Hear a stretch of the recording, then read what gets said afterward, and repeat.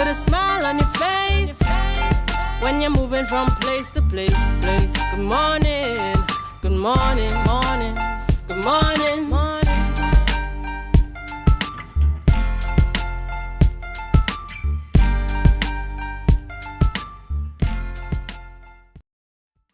Good morning, Tobago, and welcome this morning to the Tobago Updates Morning Show. It is a beautiful Tuesday morning. Really happy to be in your company. We're coming to you live from the 3rd floor, Portmore, Lower Scarborough, Tobago. And this is the day that the Lord has made, and we will rejoice and be glad in it. Good morning to you, Tobago. Good morning, Trinidad. Good morning, those of you viewing us in the Caribbean and those of you viewing on the live. Good morning, good morning. Well, I'll tell you, viewers, it's a bright and sunny day out there today, and we trust that you're going to have a really great one. Lots of great and exciting things coming up on the program this morning. But, you know, we're going to get into some of those things. We'll tell you what's coming up. And Julian is going to be here shortly joining us. And so we'll give you an update on what's happening on the program, what's happening in the news, locally, regionally, internationally. We'll tell you what's happening throughout Trinidad and Tobago. Yeah, so like we said, it's Tuesday, the 9th of May, 2023. And this seems to be an interesting month. And I guess as the days roll on, we will be able to tell you why. We've got some really great birthdays coming up today as well, and great persons coming up on the program for today. Before we get into things, we just want to check in with those of you joining us on the live this morning. Good morning. Yes, Auntie Dora, we see you there. We see you there this morning. I tell you, always look logged on with us, checking things out on Tobago Updates Morning Show to see what's coming up and who's on and, you know, what's happening in Tobago. For those of you who live abroad, it certainly is the program to watch. We want to say thank you this morning. I want to say thank you this morning to Linnell Adams, these beautiful earrings. This one, along with all the others that were sent last week. Linnell Adams, thank you so very much. For those of you who don't know, she creates these masterpieces. You can see it right there, yeah. Creates these lovely masterpieces. And, you know, I say thank you to her, to our sponsors here, Sanctuary, Phyllis Grant. We say good morning to you. We say good morning. Thank you so much.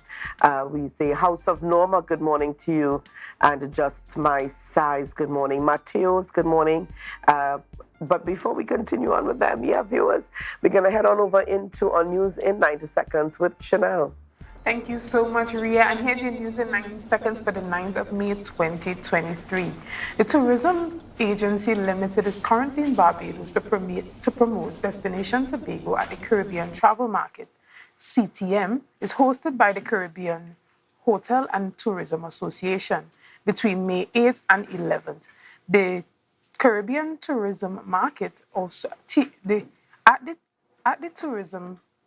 the Caribbean Tourism Market, TTAL is hoping to network with other tour agencies operating throughout the Caribbean while learning about the current trends and forecasts for the region. The delegation involves TTAL's Executive Chairman Alicia Edwards, Board Director Avian Hercules, Marketing Officer for Canada, US, and Regional and Domestic Markets, Andra Jofield.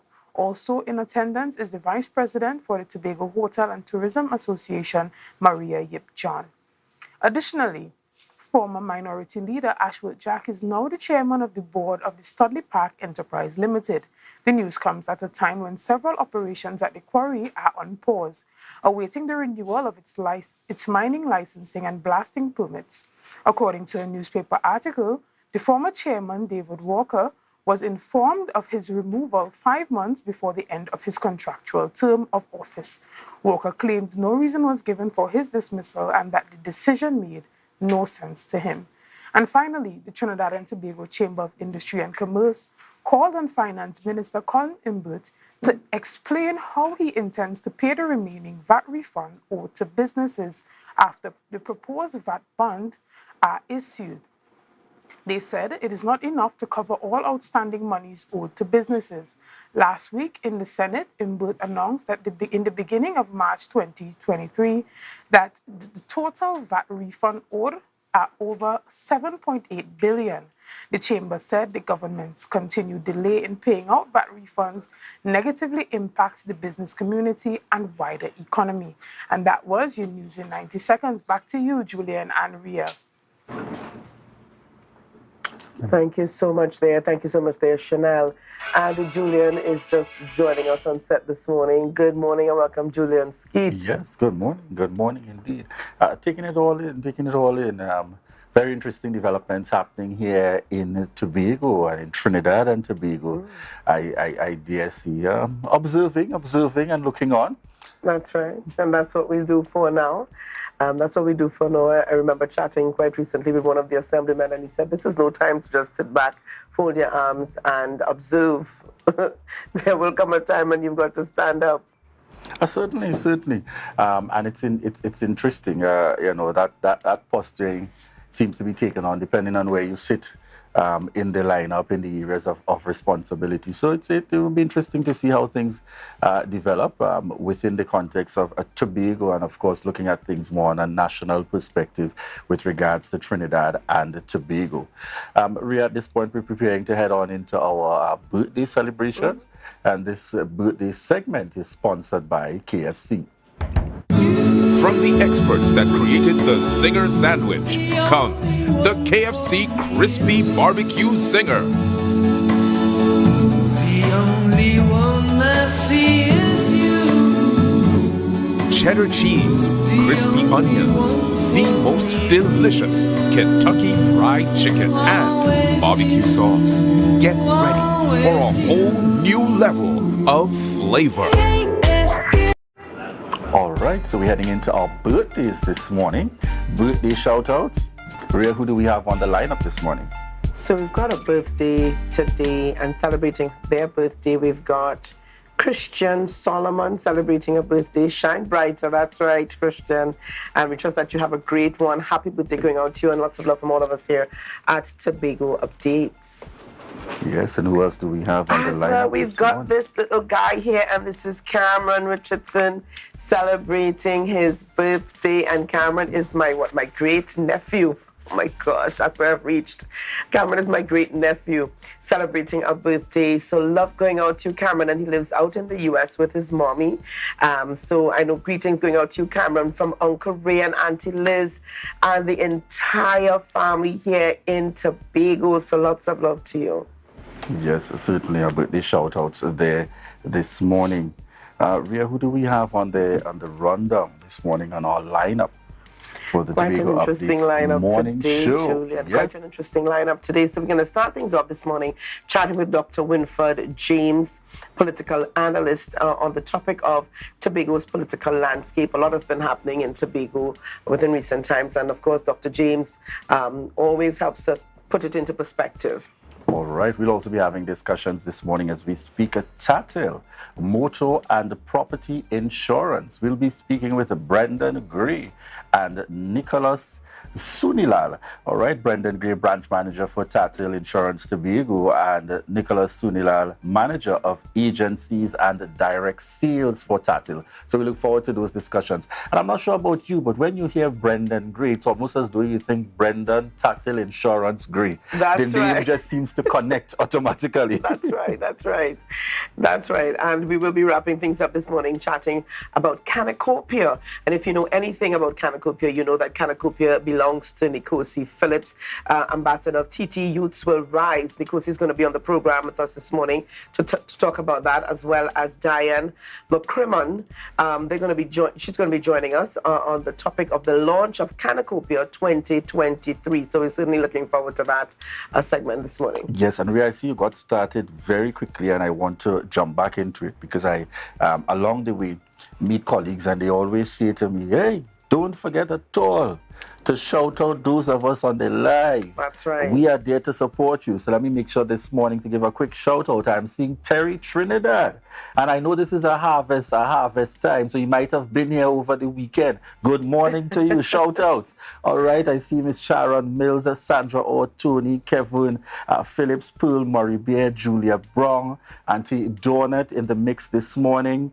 All right, we want to thank each and every one of you. Ria, are you seeing any on the live? That's Oh, you right. spoke to Auntie Dora already? I did, but I see here Lynette York is also saying, oh gosh, I'm missing Tobago. You know Yes. what, Lynette York, I'm almost certain that Tobago is missing you as well. So probably your time to come home, make a visit, you know. Yes, and we are always so happy. We continue to do what one would be able to describe now as part of our civic duty as Tobago Updates, to really bring you the information out there to each and every one of you out there in the world at large, making your contribution just to keep you abreast with what's happening here at home in Tobago. Ria, but let me not forget either, this morning, shirt and blazer, courtesy Checkpoint. Let's And that's not forget. Checkpoint located at Upper Main Street in Scarborough. Continue to get that kind of experience. In fact, when I connected, she said, I haven't seen you for a while, but when I looked on the program, I realized that you were out for a bit. I said, yes, I need a bit of a time out. That's right. But Don't we all? not hesitating to certainly make that communication and make that contact. So gentle reminder to persons. They cater from boys, right up to men, and they got a touch of things for ladies as well, and girls and so on. Certainly remember to check Checkpoint, and Checkpoint is located at Upper Main Street in Scarborough. That's right. A special good morning again going out to Linnell Adams and Gory Adams. Good morning to you guys, and I trust that you guys are having a great day.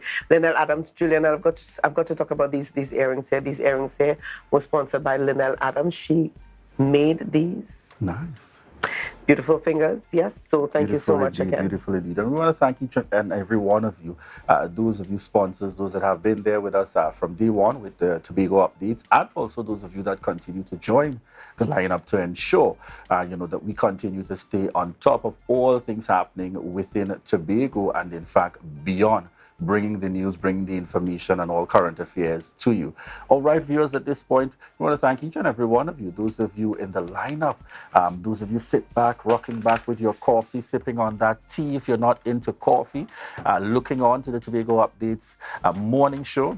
Those of you on the road and you're tuned in, you're listening in on your devices, on the radio and so on, connecting with us. We want to say good morning to each and every one of you, and those of you on the live.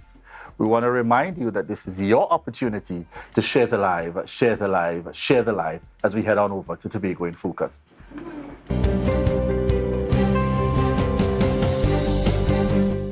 Since 2012, the United Nations has commemorated the International Day of Forests on March 21st. This was deemed necessary to create awareness of the importance of forests and the role they play in the lives and livelihoods of the people of the country. With Tobago boasting the honor of having the oldest protected rainforest in the Western Hemisphere, Assistant Conservator of Forests in the Division of Food Security, Natural Resources, the Environment and Sustainable Development, Darren Henry said, awareness of the importance of our 247-year-old rainforest is ongoing. We have been doing our education drives, we have been doing our promotion. For example, here is a form of public awareness. We have been doing that. We have been going out to the schools, taking schools to wetland and rainforest. So I've seen some improvement in the behavior. And we have a number of people who, when things happen, they will call us. We call them confidential informers, CIs. Confidential informers who inform us of certain things, because a number of persons out there don't like what's happening, especially when season is closed or somebody's trying to thief a log from state land, etc. People will call us. Though he said most persons know and understand its significance, others see the rainforest as just bush. Without that forest reserve, our beaches, our life and livelihood in the rural communities, the waterfalls would have all been disrupted. Because think about Tobago, we probably have about 2/3 of the island under forest cover. Think about it not having that forest cover, the kind of environmental impacts, and the forest reserve really provide ecosystem services, carbon sequestration, purification of the atmosphere, production of oxygen, water production, water retention, infiltration, and all medicine and all those kind of things. The 2023 theme of the International Day of Forests is Forests and Health.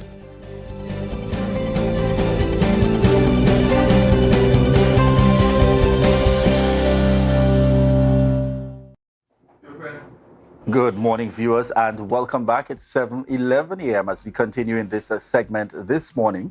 In this first segment, we are chatting with Dr. Winford James, political analyst and no stranger at all to the political landscape here in Trinidad and Tobago, and certainly keeping us abreast of the happenings.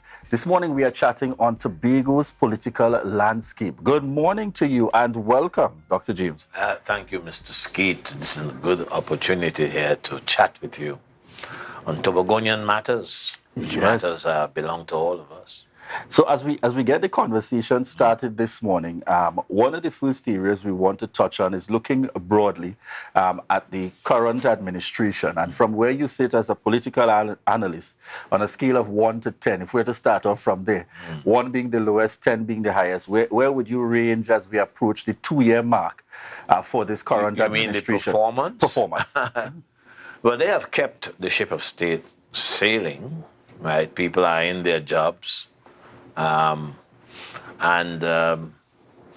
have been making some noises with respect to the autonomy issue, but they have failed miserably in that regard. I mean, in keeping the ship of state sailing, they get good marks for that.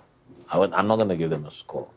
But with respect to what we sent them into the House to do, which is to win autonomy for the island, they haven't done very much. They started off with Watson Duke being the guy who was assigned to treating with the Trinidadian public and especially the political public. But you know what happened to Watson? He fell by the wayside. And now they have, as Deputy Chief Secretary replacing Watson Duke, we have Dr. Faith Israel. We don't know what she has done with respect to that issue. If we don't get that issue fixed, there was no point in putting a bunch of people there who had to replace the kind of backward politics that the PNM was giving Tobago. If we don't find this new group pulling all stops out to give Tobago I'll explain what I mean by autonomy in a while, if you will allow me. But if this group does not bring home the bacon where autonomy is concerned, or does not give the people the sense that, look, we have tried to win what is ours legally and politically, then there's going to be trouble in the next elections, I think.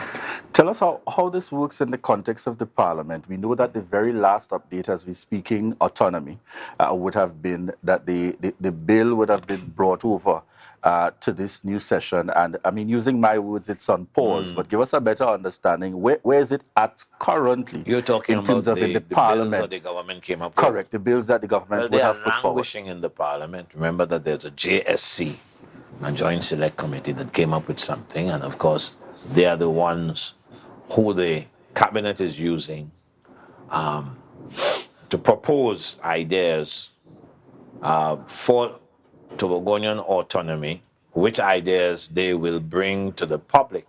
Now, they have brought certain ideas to the public and they've been rejected.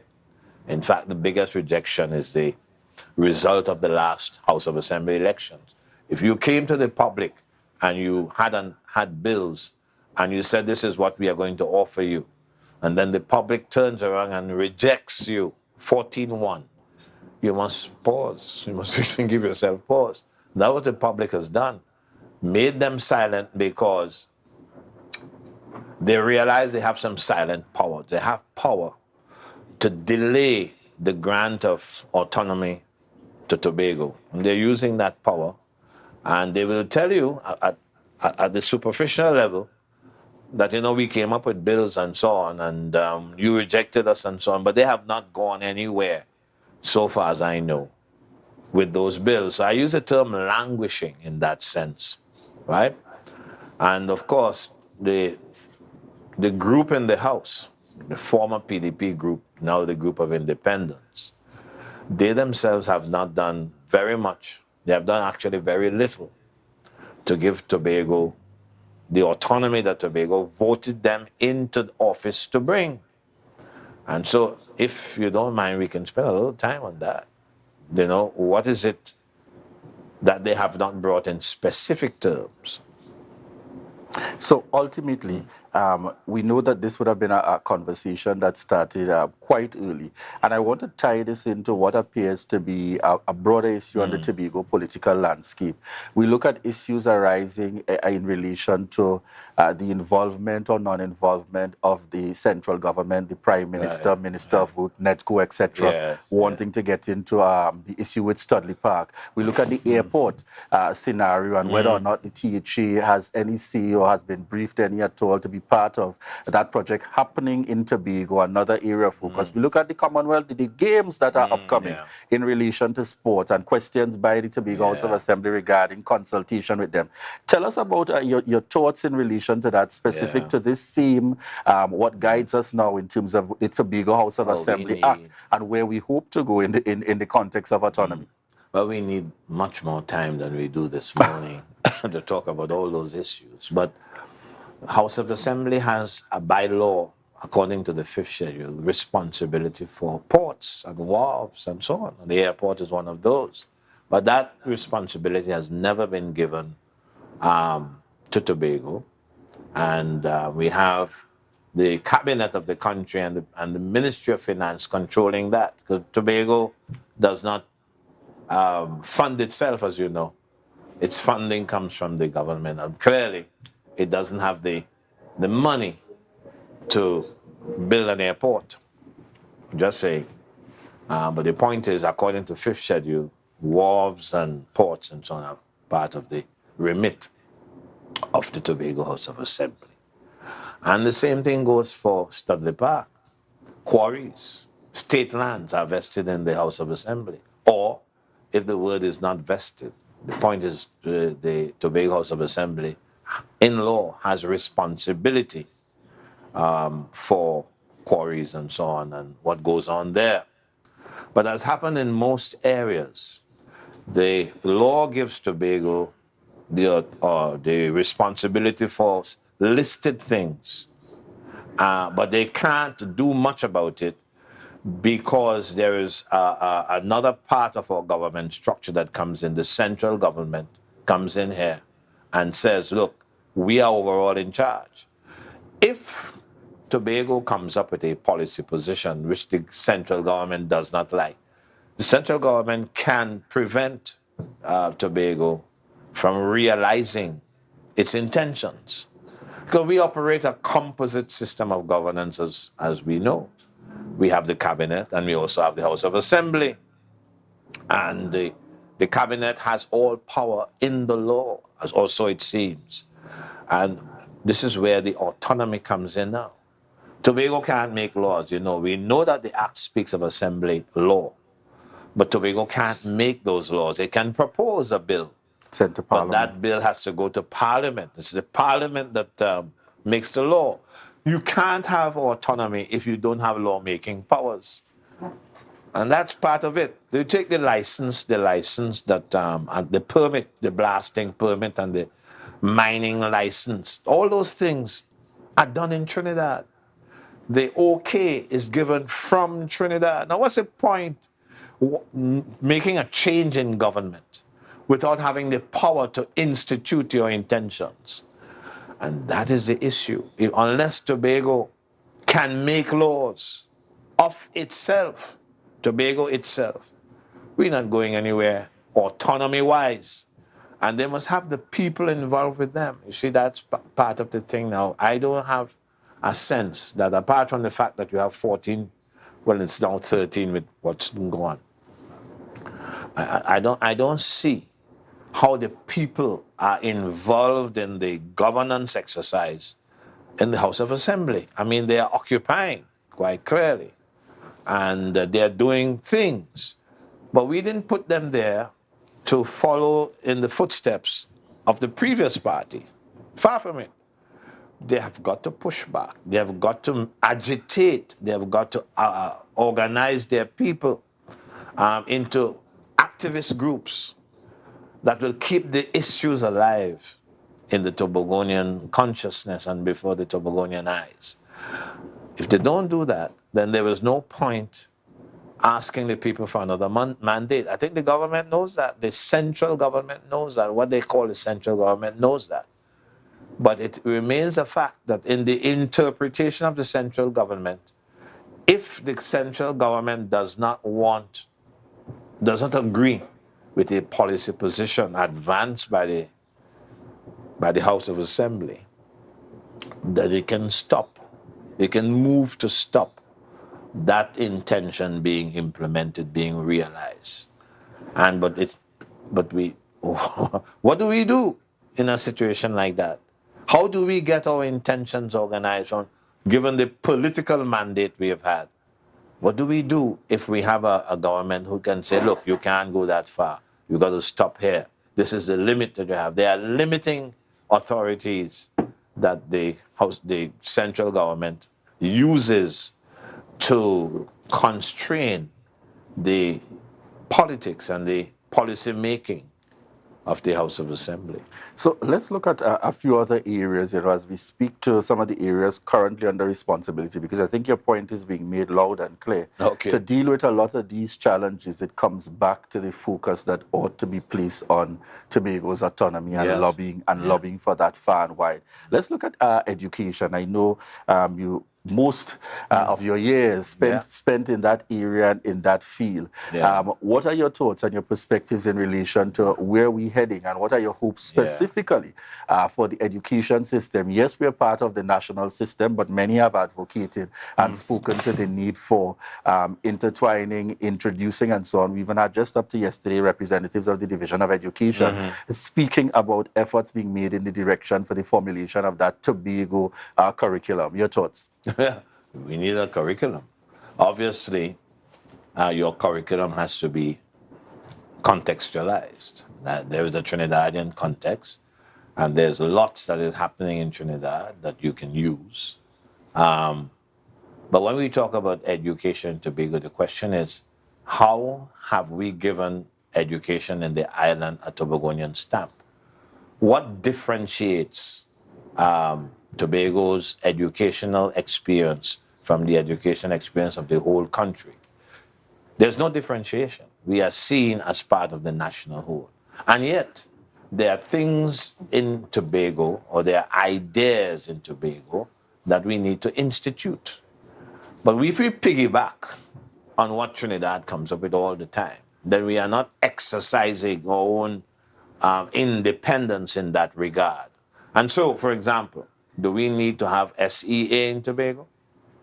Given the school infrastructure, given the number of primary schools, do we need to have people sit exams to go into a primary school? Given what we want, that we wanted a focus on Tobagonian realities, do we have a curriculum that reflects that? Does the House of Assembly realize that there are things that are not happening in the country that can happen in Tobago? For example, we still have a grammar school kind of curriculum. People are doing academic subjects, and most of the people are failing. Most of the kids are failing at that secondary level I'm talking about now, although it includes the primary level. If you want Tobago to go in a different way, one of the ways you can do that is to create another track, a TVET track, a track that focuses on the building of skills, the using methodologies like, we want people to discover, to problem solve, education based on the acquisition of skills. When they come out of school now, it's this normal thing, you're going to teaching, you're going to the public service, you're going into fire service, you're going into police. There's no innovation anywhere there. Tobagonian thought is not realized in policy anywhere in the education system.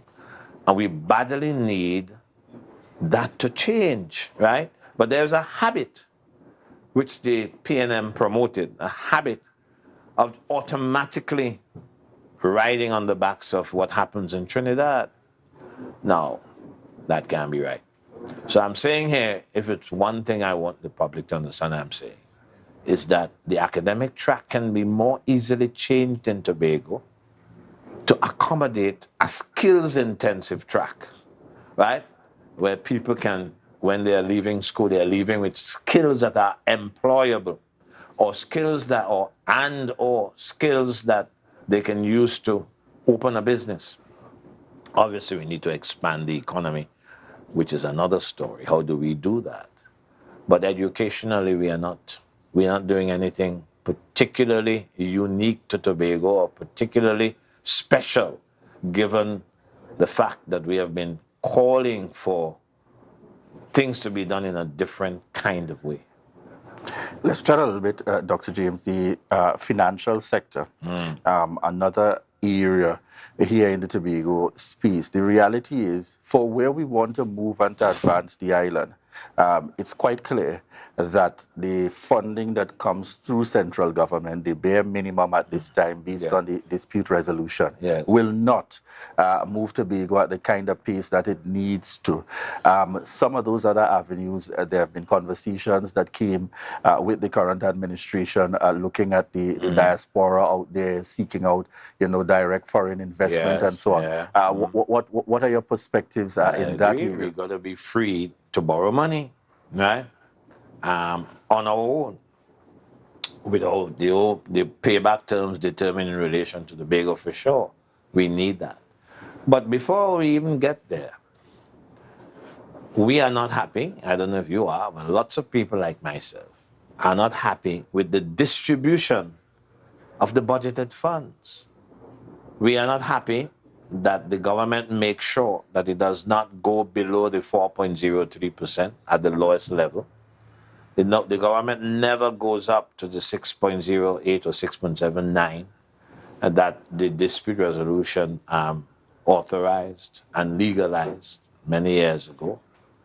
It's not there. The Ministry of Finance, the Minister of Finance makes sure that it can argue, or he can argue, that, look, I'm within the law here.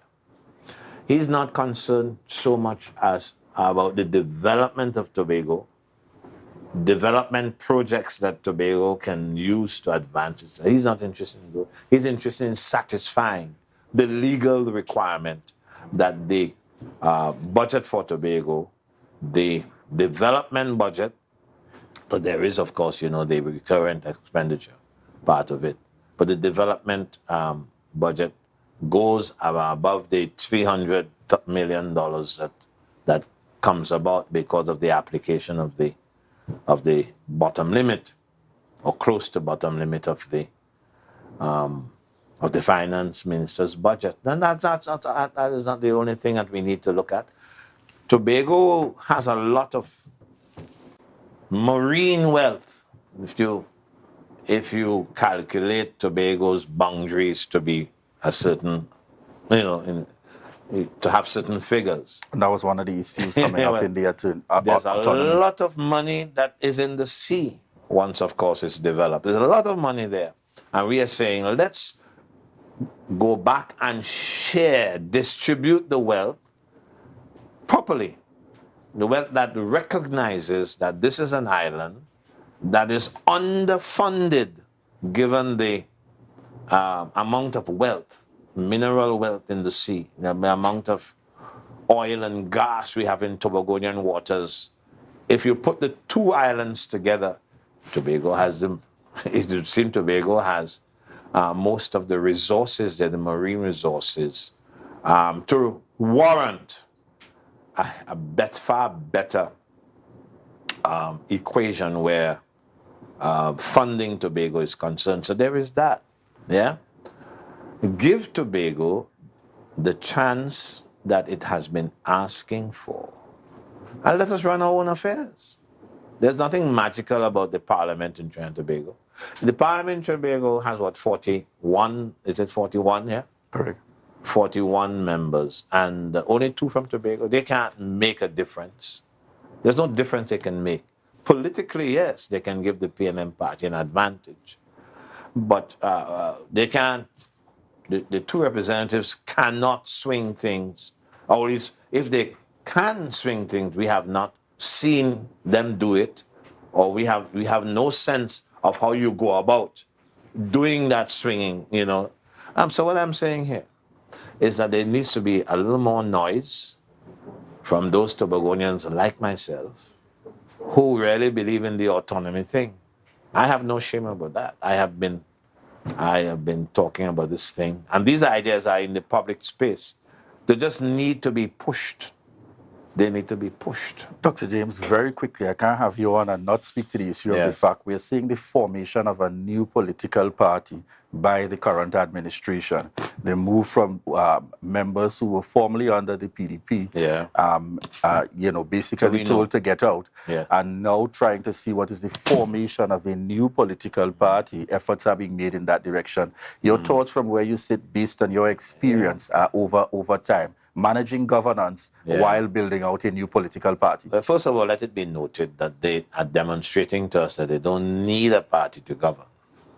They govern in their perspective. So if you form a party now, the question is, how are you going to use that party to help you govern if you don't have a tradition of doing so? I mean, Tobago doesn't have the tradition because these guys have just entered office, right? So the thing about it is that while we know that a political party can resource the representatives in the House, they can bring resources if they are organized in a particular way. That has not happened yet. In the meantime, people are behaving as if, well, you know, we can do this without getting the people involved. You can't do it that way because that makes you look autocratic, even more autocratic than the structures of government make all politicians, including the Prime Minister and his cabinet. Autocratic souls running the show as if, you know, they are working on behalf of the people. So they need the party, but they have to organize the party to show the public how the people can be involved in the new party, resourcing the executive council as it goes about trying to make policy. So from all we're hearing, it seems to be a balancing act. But we're just out of time this morning. And, you know, you always feel like you need more time to be able to ask so many things to be able to put out there. But that's all the time that we have for this morning, folks. And we want to say thank you, Dr. Winfred James, political analyst, joining us here on set to discuss some of the matters as we touch on the Tobago political landscape. Very interesting. All aspects seem to lead back and connect from the perspective of Dr. Winfred James in terms of back to that issue of autonomy and really seeking to advance and to move us forward as an island. And certainly that call for that to remain in focus, just as it came forward as one of the pivotal areas dealt with during the campaign to see what is to be done. We have just a little over 2 years again with this current administration, and we are waiting to see what will take place. Dr. James, we have your commitment to be back on. Okay. All right. Thank you so much. Viewers, we want to thank you so much for continuing to choose the Tobago Updates morning show. Coming up next, we have in the lineup, as I would like to say, Brendan, Mr. Tattle Insurance Gray. All right. And he's going to be coming up next along with Nicholas Sunilal as we speak to motor and property insurance here in our next segment. Viewers, we want to thank you so much for the continued love and support and for choosing the Tobago Updates morning show. And just want to remind you that this is your opportunity to share the live, share the live, share the live.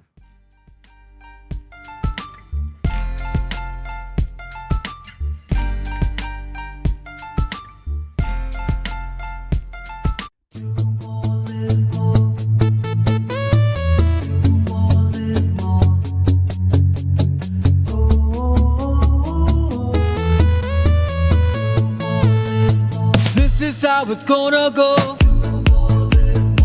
They better look up and look, 'cause this is your show, and everybody's gonna know. Say it to them once again. They better look up and look. This is your show, and everybody's gonna know. That's how it's gonna go. They better look up below, 'cause this is your show. Welcome to L'Image Parfait Day Spa, your urban oasis and wellness center. Our services includes massages, treatments, facials, pedicures, weight management, detox programs, and much more. Call us today at 624-1452 or 720-7474. Trinidad locations and Bonacore, Tobago at 273-7772. Let us treat you like the VIP you are. October will never be better with Tobago Carnival fever. Book your passage and come on over. Everybody only worrying. Never ever worry. Don't mind how things looking hard. I tell them never ever worry. If your nice can't get damaged bad. I tell them never ever worry. What I'm saying is true. So just consider Tattle is always right here for you. I tell them never ever worry. Don't mind if life make you sad. I tell them never ever worry. If your house get flooded out real bad. I tell them never ever worry. What I'm saying is true. So just consider Tattle is always right here for you. I tell them never ever worry. If sickness catch you off guard. I tell them never ever worry. If times fall on you real hard. I tell them never ever worry. What I'm saying is true. So just consider Tattle will always be here for you. Never worry about a thing. Tattle, where people are people. You know what I mean.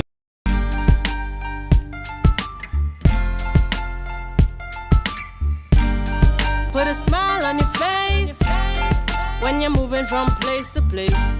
Good morning. Viewers, welcome back this morning to the Tobago Updates morning show. We are back here. We're coming to you live from the third floor Port Mall, Lower Scarborough, Tobago.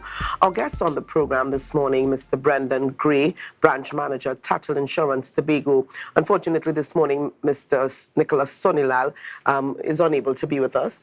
Yes. But Mr. Gray is going to take us through this morning. Brendan Gray, good morning again and welcome. Morning. It's always a pleasure to be invited to share some thoughts on your program. I feel elated whenever I'm here with you and your team.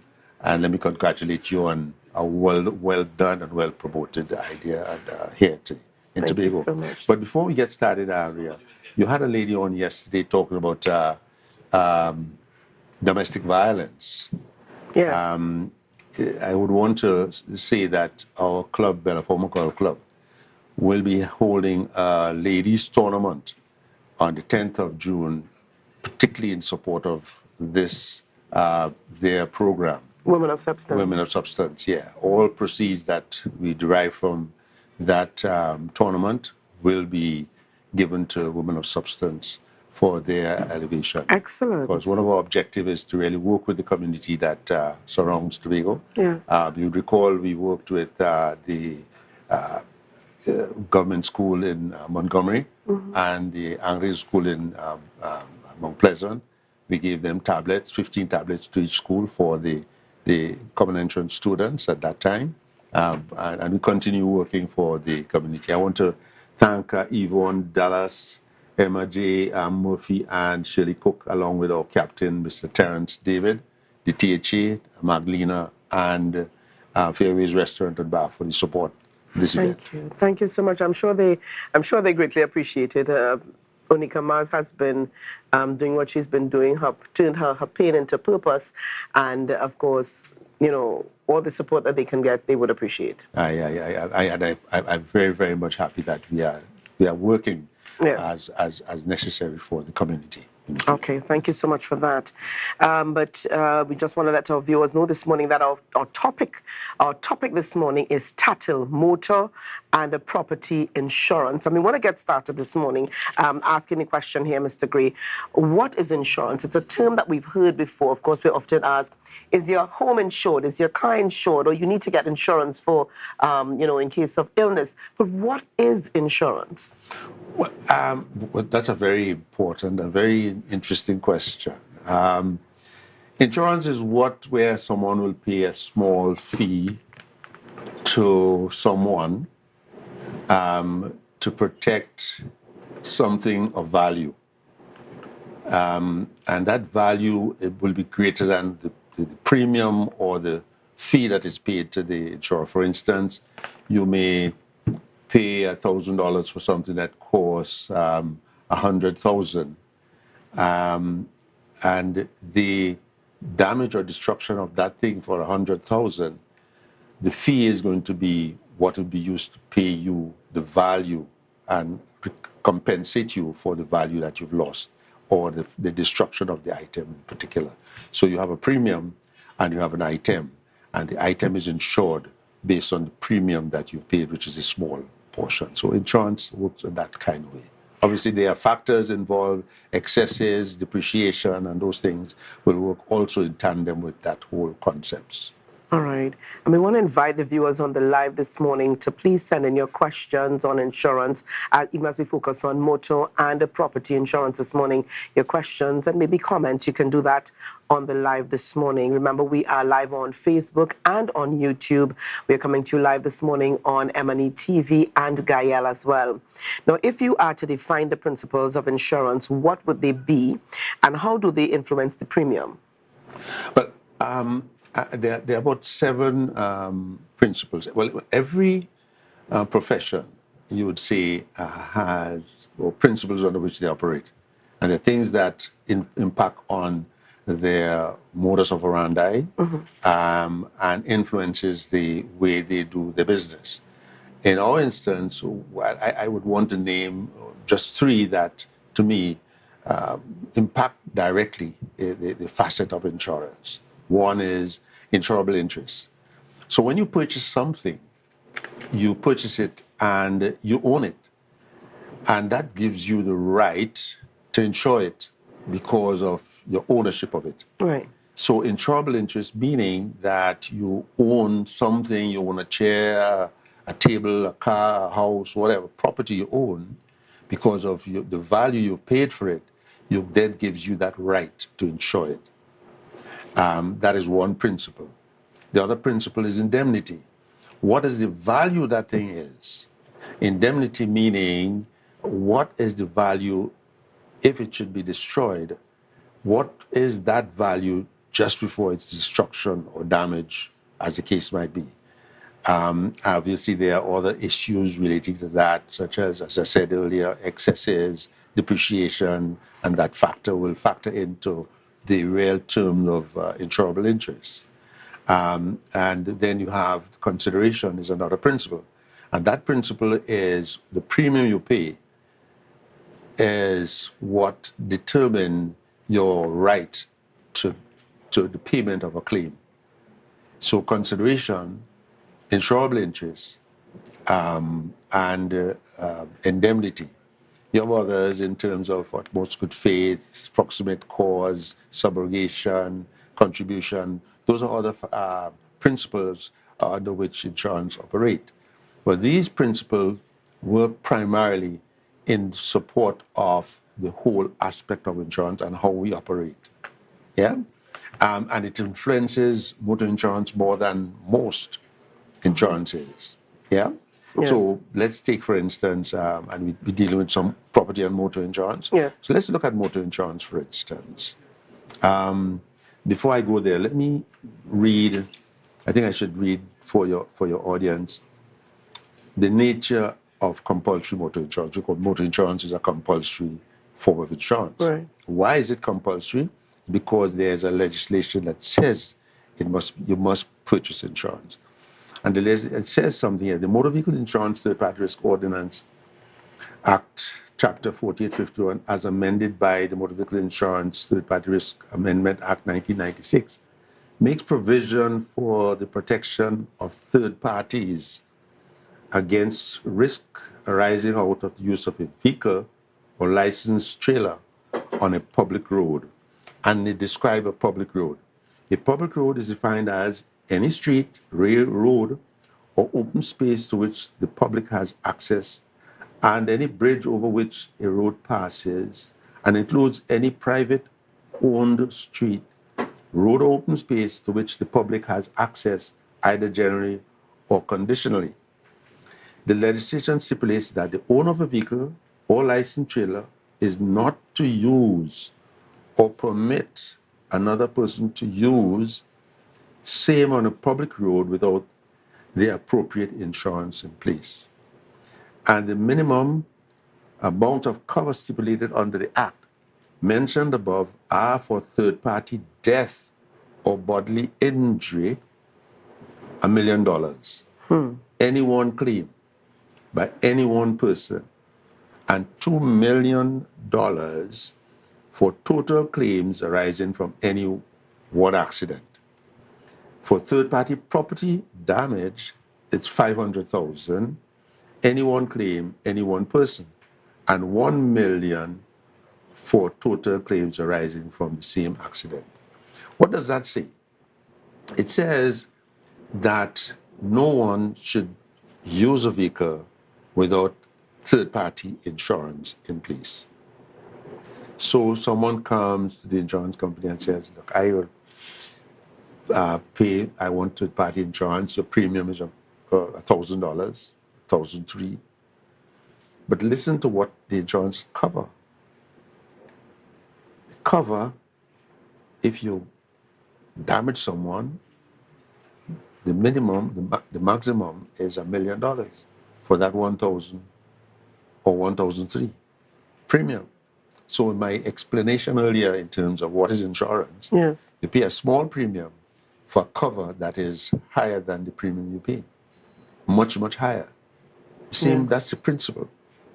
So the third party, again, if you injure someone or someone dies, it's $2 million for a series of persons who are injured in one accident. So that is the risks that insurers carry for the premium you pay.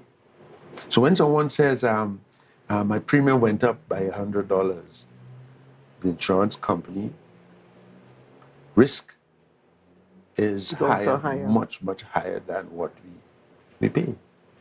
What has happened is that because insurance companies would get $1,000 and they try to expand their client base, that is what would multiply out and satisfy the claims that come to the insurance company.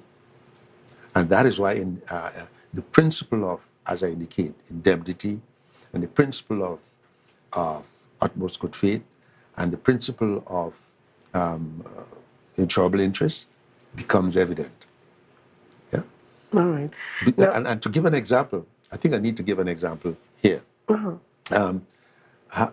As you know, I've been in this business since 1978.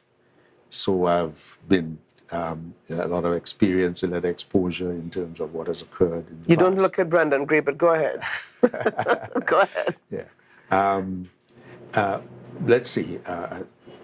One of my instance, individual who believe was standard in terms of the insurable risk. It's a standard risk. That is someone who owns a car, they work in an office, and that person would only travel from home to the office. Now and then they travel a little bit during the day, and evening they drive back home, right? Yes. On weekends they may go out and so on. Salesperson and persons who are taxi drivers, they are more substandard risk because they're on the road all the time. Subject to accident is more likely to happen when someone's on the road continuously, right? And this person had an accident with a business person. And that accident came out not because the person was driving, but they lent the person the car to one of the family members who had the accident with this business person. And this business person had something like 16 operations to correct some of the injuries, broken bones, and so on. Business closed down. What do you think the claim would be in that situation? Enormous. Yes, one would expect. Very enormous. At the risk of the insurance. That's right. At the risk of the insurance. What happened is that the insurance paid its maximum, which on their policy was $2.5 million in satisfaction of the claim. But the claim was not complete because the person lost their business. That has to be considered in terms of the claim. So it then went to the owner of the car. So that person owns a house, owns property. The court will seize it and sell it to satisfy the claim. Wow. Insurance is a very important factor in our lives. So the insurance, the policy did not only did the policy cover the person's damage and damage, injury yes. and so on. Yes, and property damage. The vehicle was paid for. The vehicle will be paid for under the property side of the cover, because remember there's a property side and a bodily injury side and death. So the property side will be covered, or the vehicle will be covered under the property side of the claim of the cover. But the bodily injury side, the maximum say is 2.5 million. So all the pain and suffering, all the issues and so on, this case might be all those loss, pecuniary loss, all those things would be taken care of on the bodily injury side. All right. Now our director is saying here that we are out of time. We are out of time. Time really flies when we're having fun. And I've not even touched on property insurance. On property, no. But very quickly here, as it pertains to property insurance, what can you tell us about property insurance in terms of the importance of it? Because a lot of persons build their home. We think everything is okay. Electricity is good. The wiring is good at the house. We're good. We do not think of the eventualities. No. That's a problem we have in Tobago in particular. People build their home and say, okay, I don't need insurance, because they don't go to the bank. The bank sees about their business. Right. If you go to the bank to borrow money, they would make sure that you have insurance on the vehicle, on the house. On the house or the vehicle, or whatever it is, whatever property it is. But what we find is that people who build out of their pocket, they take the time and build their home. That's it. When a loss happens, we call that self-insurance. Yeah. You self-insure, but you do not have the resources to rebuild. And that's the dichotomy that we face in Tobago. A lot of homes are there, and we cannot, and we have not the resources to rebuild. I'm sorry that we, you mean to say 15 minutes went already? Yes. I would not believe it. I'm sorry. So next time I come, it's not 15 minutes. I'm coming for half an hour. I hope Mr. Parks has heard that. Definitely. But we want to encourage our viewers that when you are on, to please pose your questions, ask your questions right here. He's ready, able-bodied and willing to respond to your questions as it pertains to insurance. So we're talking motor and the property insurance. I'll come back and finish that. I'll be coming back to finish this this term in the near future. All right. Again, thank so you much. very much for having me. Thank you so much. And according to Julian Skeep this morning, Brendan, Tata Life Insurance, great. All right, he's going to be back with us at another time. And we want to thank you, viewers. We've got lots more coming up on the Tobago Updates Morning Show this morning. So share the live. In fact, Nikosi Phillip and Diane McCrimmon are going to be on the program as we focus on the launch of Kanakopia 2023. Share the live.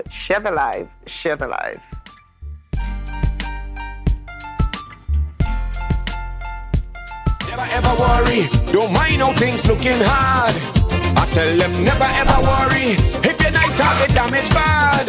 I tell them never ever worry, what I'm saying is true. So just consider, Tatil will always be here for you. Tatil, where people are people. You know what I mean. Yes, be careful.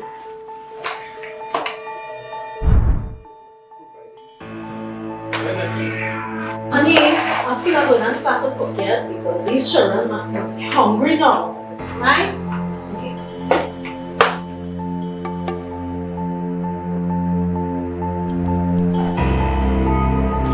Oh, shucks. Oh.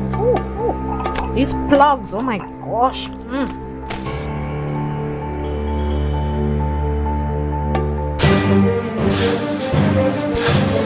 Hey, who's that? Hey, come from there, come from there. What's going on in here? Oh God, I should have buy exhibition, boy. What would you do if this happened to you? Dial 990 in case of fire emergencies and always have a serviceable fire extinguisher ready and available at all times. Sign up, save, and win every day with Digicel Plus. You could win a tablet or a TV every single day. Just sign up for Digicel Plus and like yourself. Visit digiceltt.com or a Digicel store to sign up now. Promotion ends May 19th and is approved by the NLCB. Tobago Glass Supplies has been a leading name for over 37 years in the glass and aluminum market in Tobago. We provide an extensive range of high-quality, innovative aluminum and glass products for commercial and residential use. Competitive prices with superior and professional services by committed employees who are guided by rigid quality standards. Tobago Glass Supplies specializes in the manufacture and installation of glass and aluminum products that are essential to today's homeowners and the business environment. We are engaged in marketing, sales, and installation of a variety of products. These ranges from windows and doors to necessities such as mirrors for homes and vehicles, designed and manufactured in-house or imported.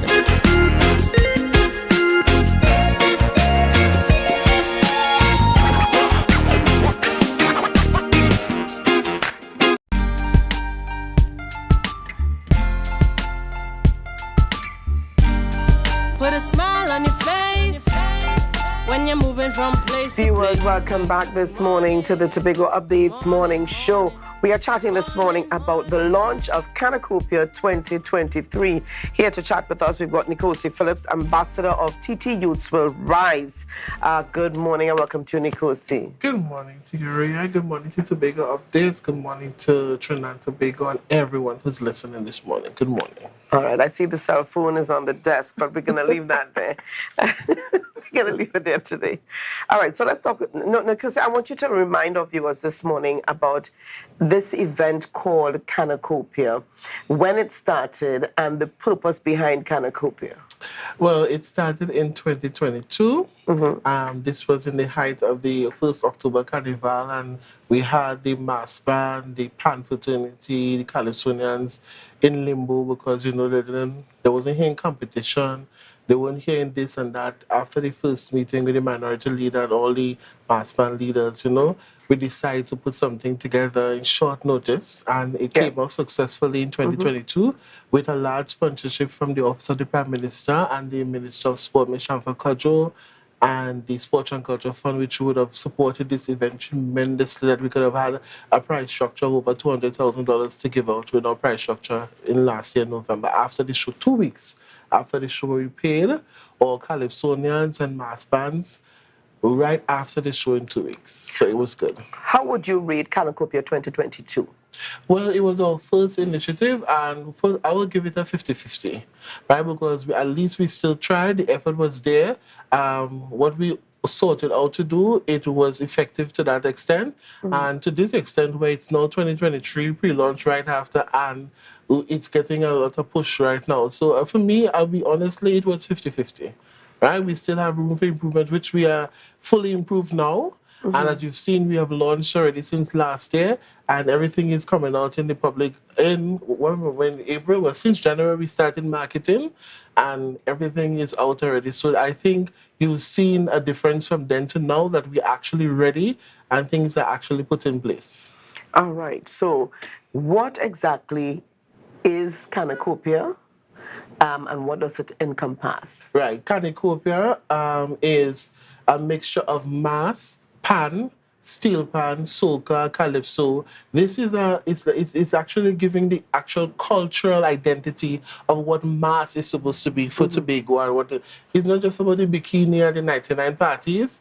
No, it's about what we cater for all sectors of society, because it didn't have a proper show for senior people to come and sit down and enjoy, like how the March Gras is, where you could have persons coming to listen to a calypso monarch properly and stuff. And it's only when the pressure was on the THA and when I was giving the pressure with this show, is then you see them now coming to give events and to pay. Well, I don't know if some of these people have been paid yet, but you know, it's only when the pressure was on and they saw Kanakopia getting the spotlight is then they started to do things. But it didn't affect us on the ability of what we do.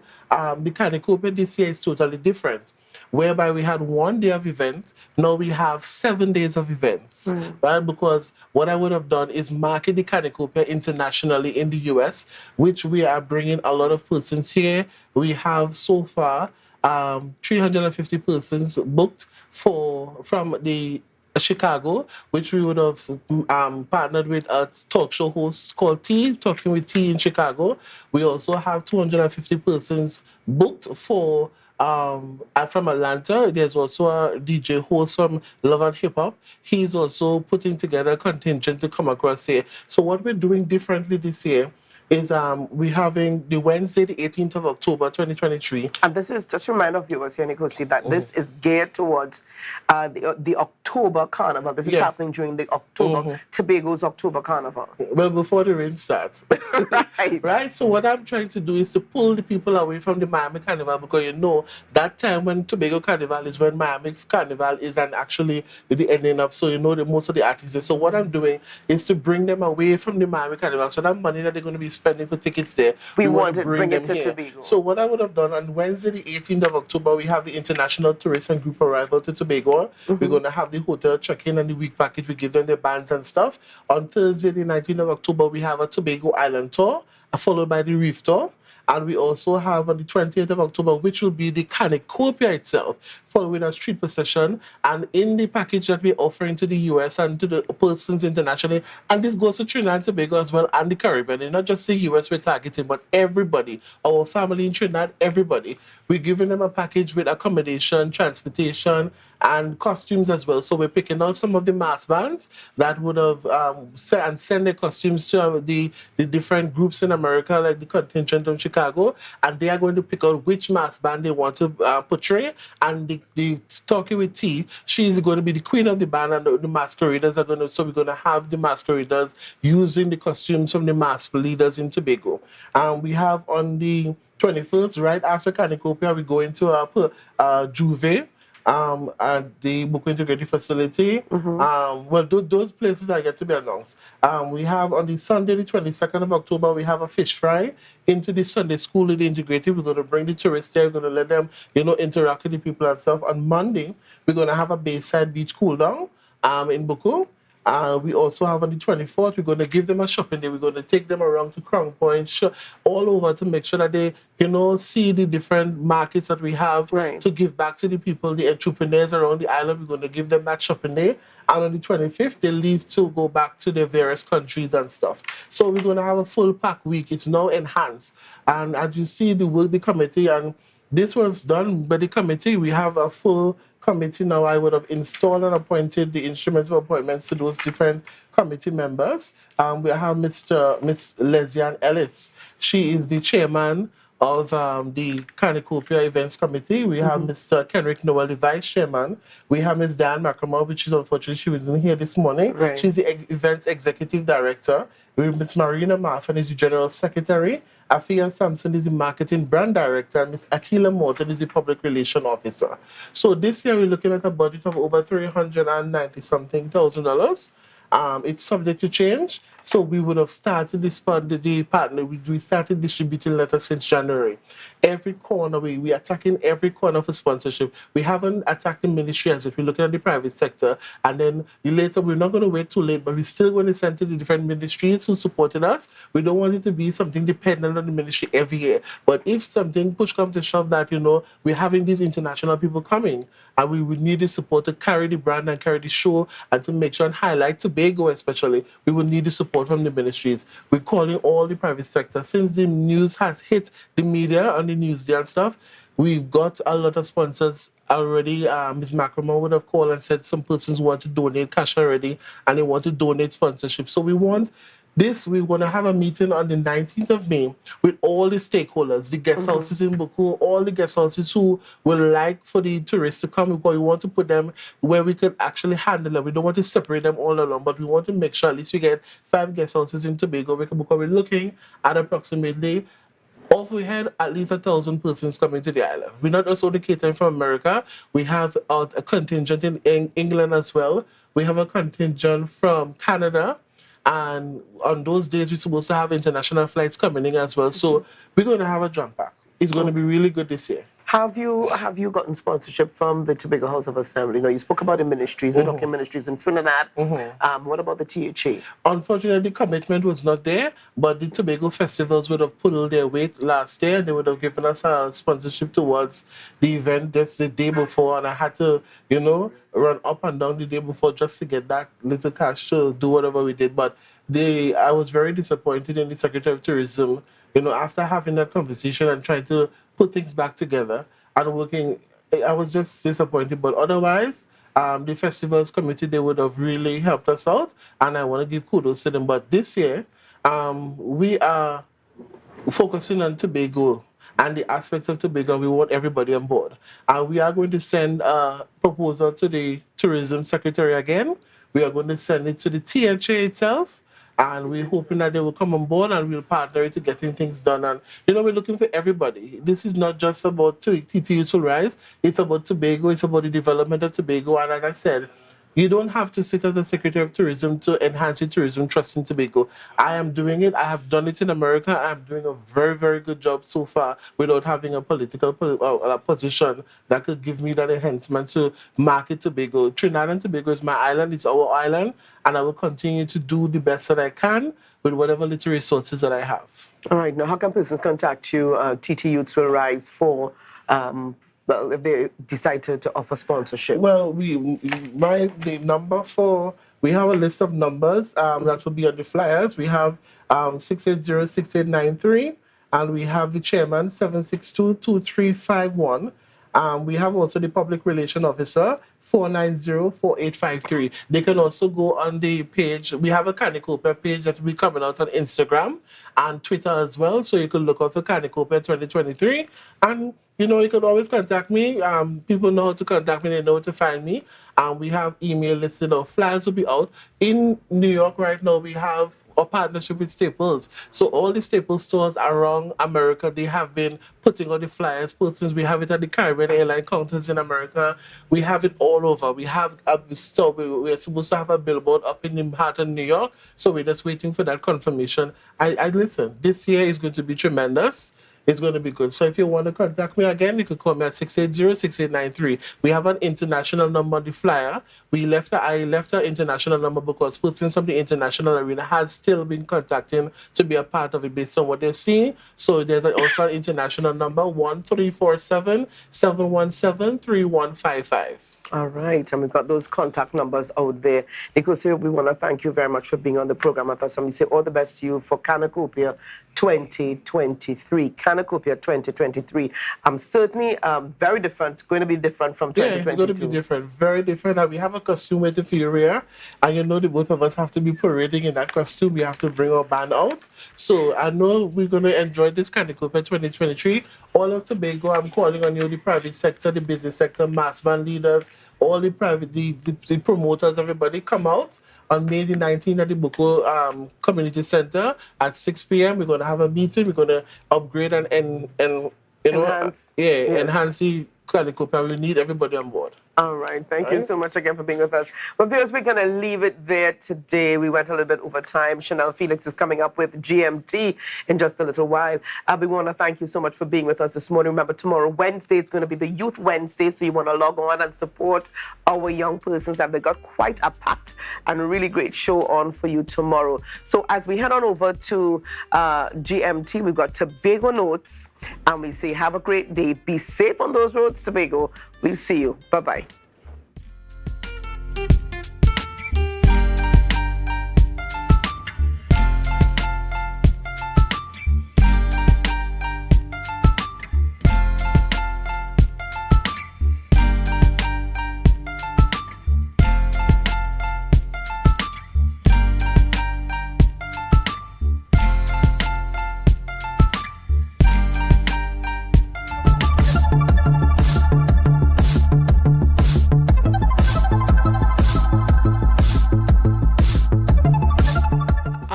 over 6 decades of existence, the TWCU Credit Union has opened a branch in the sister isle Tobago. It was long in coming, but it has finally reached. This credit union was formed to accommodate and facilitate low-income families who needed a means of saving. Now, TWCU is expanding into Tobago. This milestone is being celebrated for bringing a 27th credit union to the island. The establishment of this member-owned cooperative institution provided an opportunity for low-income members to save and obtain credit to meet their needs in an era when they were unable to have easy access to banks to meet financial needs. For some time, due to the increase in membership and growth in status, there have been several requests from members. It is our hope that this new facility will serve as a catalyst to attract new members, particularly youth members. By the same token, it is an opportunity for members to invite relatives and friends to become members of the society. In addition, now is the time for inactive members to revive their membership status to be fully active. Today, the fact that we are here within the first quarter of 2023 to open this branch is a very positive sign for the economy of Tobago at large. Tobago in and of itself has had a very long and beautiful and successful story with the credit union movement. Congratulations on this milestone. Congratulations on having this office as a forerunner to celebrating your 73rd year in business. That's quite a lot of years. The TWCU Credit Union is located on the second floor in the Port Mall in Scarborough. That was a production of the Department of Information, Office of the Chief Secretary, Tobago House of Assembly. Yeah. Hey. Tobago updates. Good morning, Tobago. Good morning, and welcome to Good Morning Tobago right here on Tobago Updates, guys. You know, when you see me here, I'm always here to have those conversations that you want to have to get your morning started and ask those questions that you want asked. And this morning is like no other. And this morning we're going to start off having some extremely interesting conversations with everything that has been happening locally, nationally.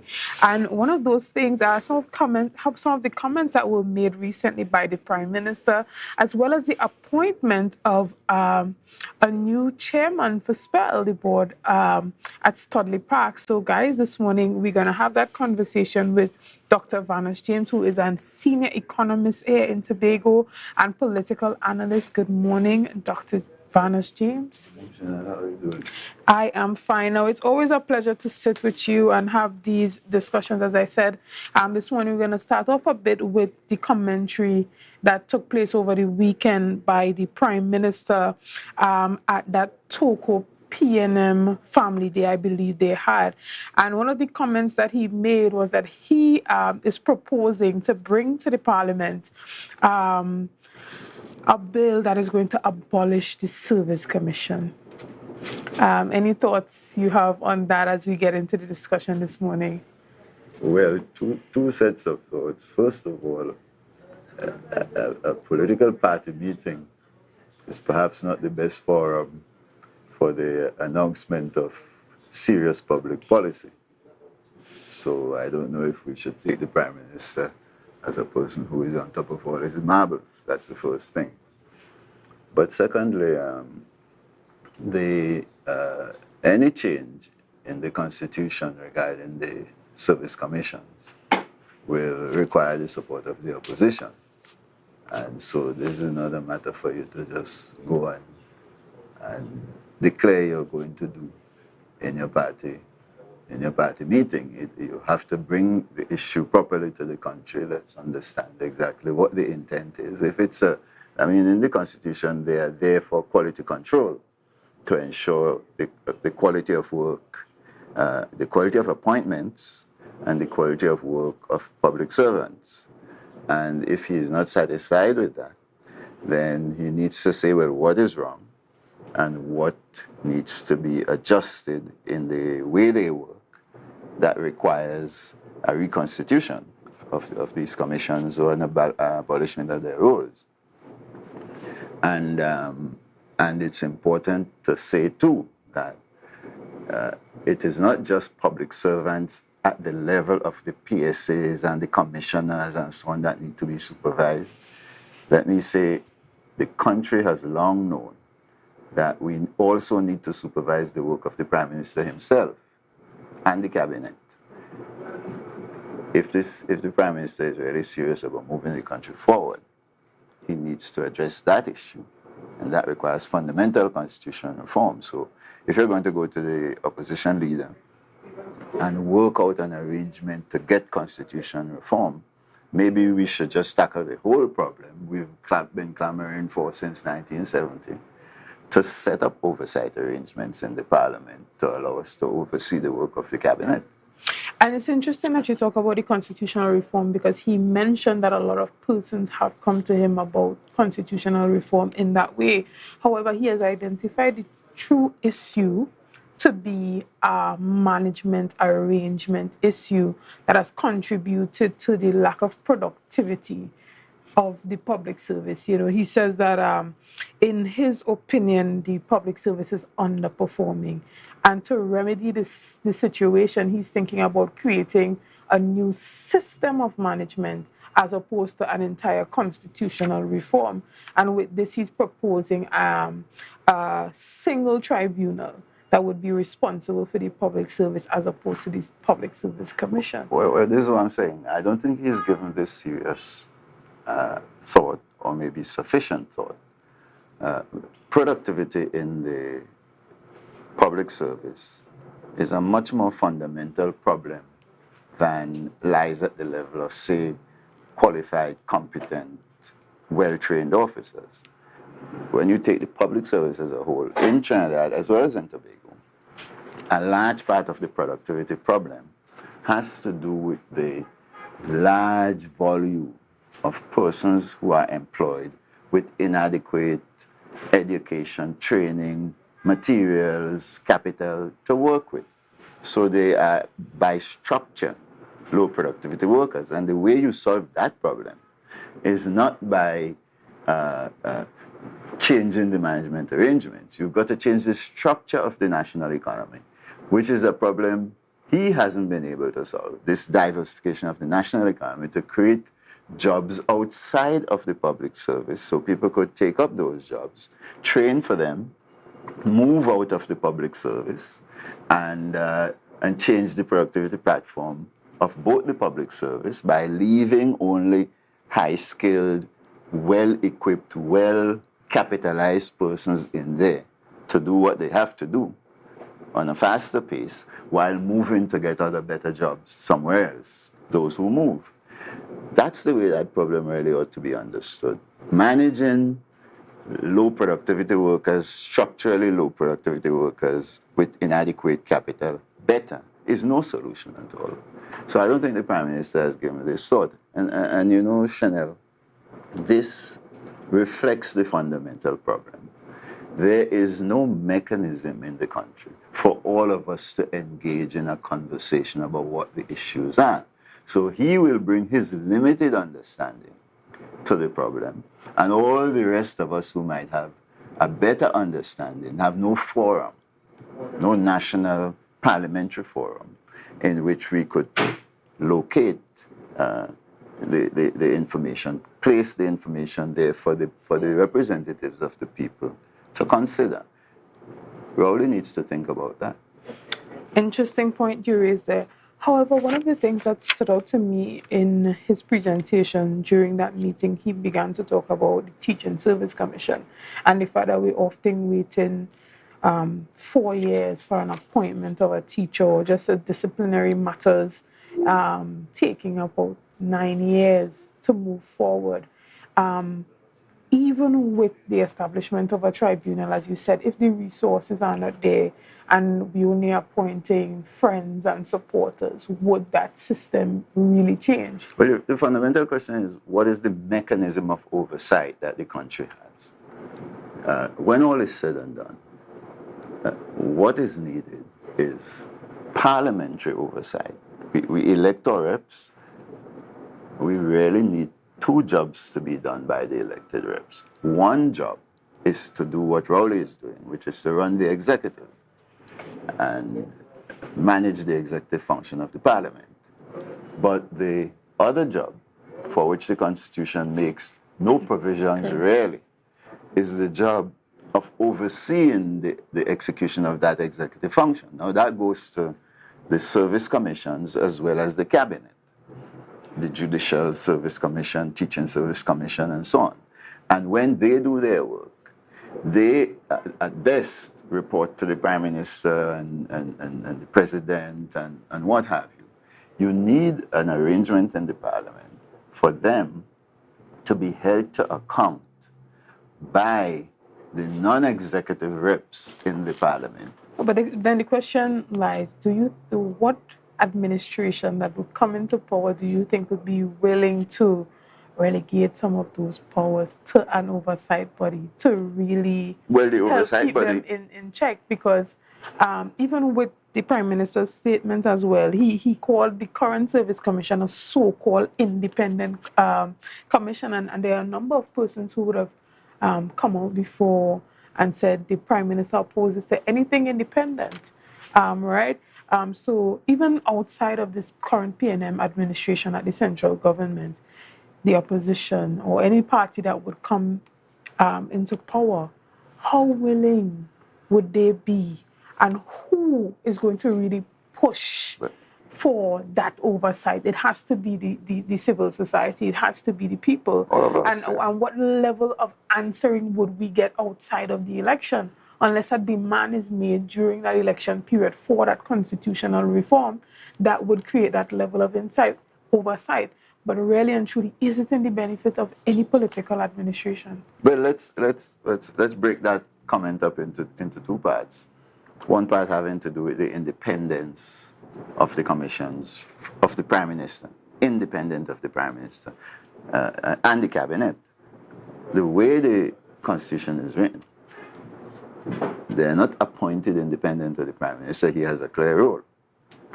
And when they do the jobs of quality control, for example, with respect to trying to move senior officers around, the Prime Minister has a veto in the Constitution.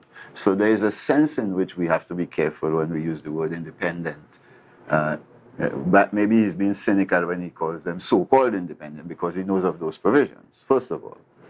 But secondly, effective oversight is what we have been fighting for since CLR James, to say nothing of since the 1970 revolution, February Revolution. We know that the country isn't working well because there is nobody to oversee the Prime Minister. And we need to change that. Now, that you're not going to get in any other way than the way we tried to get it in 1970. It has to be a national campaign undertaken by young people, by the media, by everybody in the society that pressures the politicians to come to grips with the fact that the citizens want control of the executive function in the country. Now, this is not independent oversight outside of the Parliament. This is oversight inside the Parliament. In other words, you have to change the Constitution, change the structure of the Parliament, make the Cabinet a tiny minority of the whole Parliament so that the rest of the Parliament could tell the Cabinet what to do. This is what you see in Britain. This is what you see fundamentally in the US, in the whole of Europe, and so on, in France, if you look carefully. Who will want to get it? Well, we are the people, and we are the owners of the society, and we're the ones who ought to be saying to one another and to the politicians, we're not satisfied with how this system is working. It is time to make fundamental change. Remember, that's the same problem we have here in Tobago, with an executive council that nobody could supervise. And we know that's something that you have been clamoring for even from the beginning, even during From I was a little boy. Even during the election period, that was a strong statement that you made. So there can be no saying that you have changed your tune. You have been consistent with that request. But so far, how has that conversation gone for you? How far, especially here at the level of the THA, how far has that conversation gone, especially in your interaction with the civil society and members of the public? How is that conversation going? Well, let me say two things. First of all, here in Tobago, in Trinidad, and all around the Caribbean, I have never met anyone who, once they understand what you're talking about, would say that is not acceptable. Just like we found out in 1970. Right now in Jamaica, for example, there is a whole debate about how to reform the Constitution. And my colleagues consult with me all the time about it. And nobody there says we don't want this structural change. People in the Caribbean, given our history, want to have a say in how the government is run. And that's what I find in civil society in Tobago. That's what I find in the business community. People want to be involved. And in fact, Chanel, that's why there is such a clamor for people, by people, when they can't call the chief secretary, they can't get Fali, they can't get him on the phone. That's why there's such a worry and a concern about that, you see. So the society wants it. What we have never known, because we've only lived in an authoritarian system, is how that works. And it's the work of the scholars to clarify for the society how it should work. What is the design that will develop it? That's what researchers like myself and others should be bringing to the public. We didn't find the answer in 1970, though we wanted it. Now we are much better informed. We know exactly how the design, what should be the design of the THA and what should be the design of the Parliament in Trinidad and Tobago, first to get it. And we ought to go back to the business of clamoring for it. It is not Rowley's responsibility. It is your responsibility and mine as citizens. And one of these days, somewhere going down the road, we're going to have to get there if we want to make progress. The low productivity that Rowley is talking about is fundamentally tied to the absence of these designs. In my research as an economist, I can demonstrate to you, as I demonstrate for the international community, that unless you get this institutional arrangement, the rule of law, so you could make policy subject to the rule of law and you could set up the business environment subject to the rule of law, you can't do the other restructuring things we need to do to grow productivity, and you can't set up the innovation function we need to grow productivity. So Rowley may want productivity to grow, but if he doesn't want the institutional changes we need, he can't get the productivity to grow. Right, and Dr. James, tell us about some of the societies where this current formula that you're proposing has successfully worked to transform, especially the productivity of the public sector. If you look carefully at Britain, you see what we used to call the Westminster system. That's exactly what the Westminster system is. The cabinet is about 30 people. The parliament is 650. So the rest of the parliament could outvote and outnumber and outvote the cabinet. And therefore, as you saw last year, they're able to move the prime minister, evaluate his performance or her performance, and when the cabinet underperforms, when the prime minister is held to account, and in Britain last year you saw they moved two of them. And who did the moving? Primarily it was the Conservative Party. The majority of the Conservative Party members in the parliament are not in the cabinet. The majority of the PNM members, if not all of them, in Trinidad and Tobago, is in the cabinet. And all the members of the independents in the Tobago Assembly are in the Executive Council aligned to it as assistant secretaries. That is the opposite of what you find in Westminster. You look in France, you look in the US, you look in Finland, that's the design you see. And in those societies, public service is high productivity service.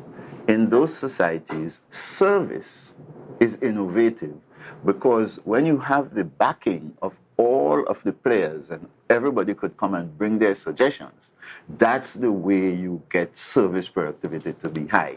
Service innovation is very hard to do. But if you have a framework in which all of us could contribute our research and our thoughts, then service productivity could be raised by service innovation. Excellent. So that's what you see in the global community. Why can't we do it here, Chanel? Well, there has to be the willingness of all leaders to accept or... And all of us have to battle for it, right? Well, exactly. All right, Dr. James, well, as we continue the conversation, we're going to get more into what's happening here in Tobago, especially with what's happening at Studley Park. So we're going to take a quick break, and right after that, we'll be back with more conversation. Guys, see you soon.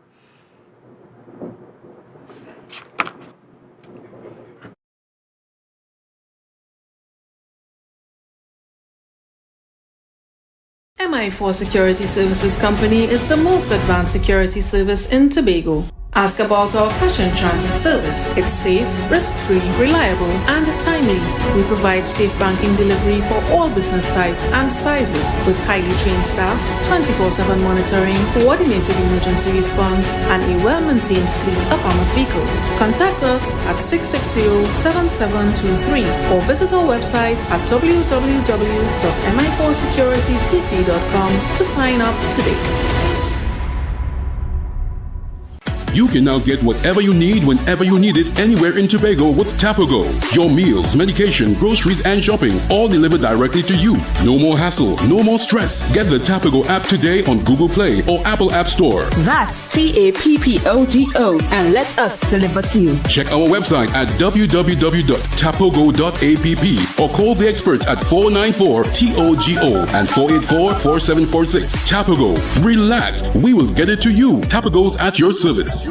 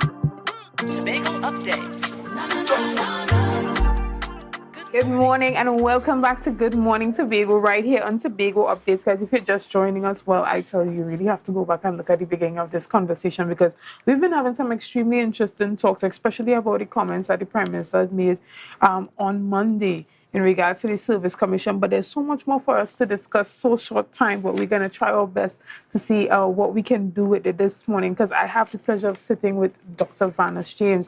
And one of the topics that are really hot on the agenda this morning is the appointment of the former minority leader, Ashworth Jack, as the new chairman of the board for the Studley Park Enterprise Limited. Now, there's a lot that can be said about that, but we're going to allow you to give your comments on these developments. Well, you know, the reason I make my case about oversight is because elsewhere in the world, just continuing that conversation we were having about high performance,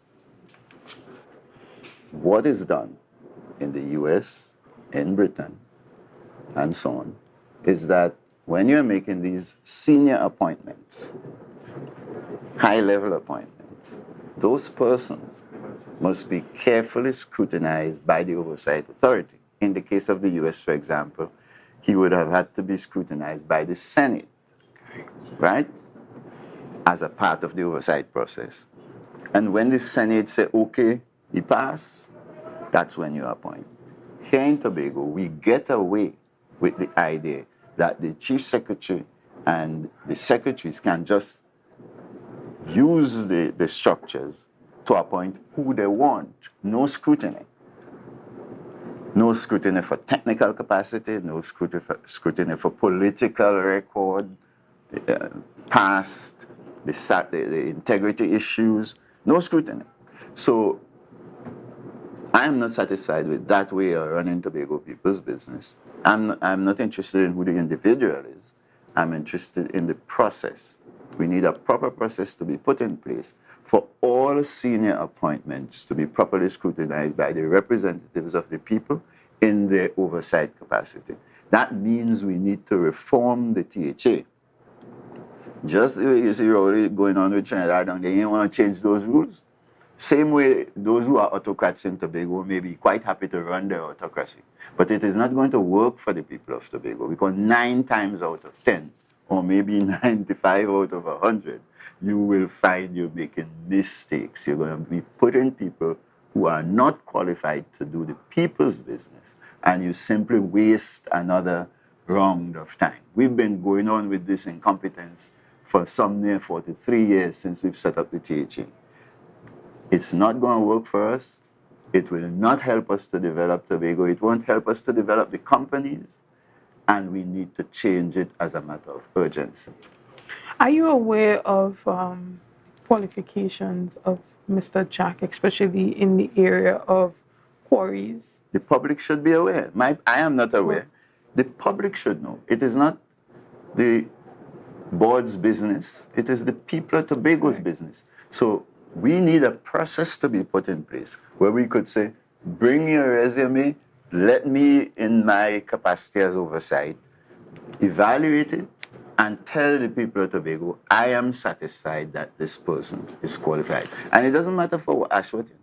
Every board chairperson, every board member, for that matter, should be properly scrutinized by the representatives of the people of Tobago. Right. And simply the public should be able to also make their own assessment of... Well, yeah, well, if you set up the system I'm talking about, yes, the public will be able to go to the hearings on the appointment. You appoint Ashworth, okay, it's a suggested appointment. I get to go and say, this is what I know about Ashworth. I know him to be a competent man.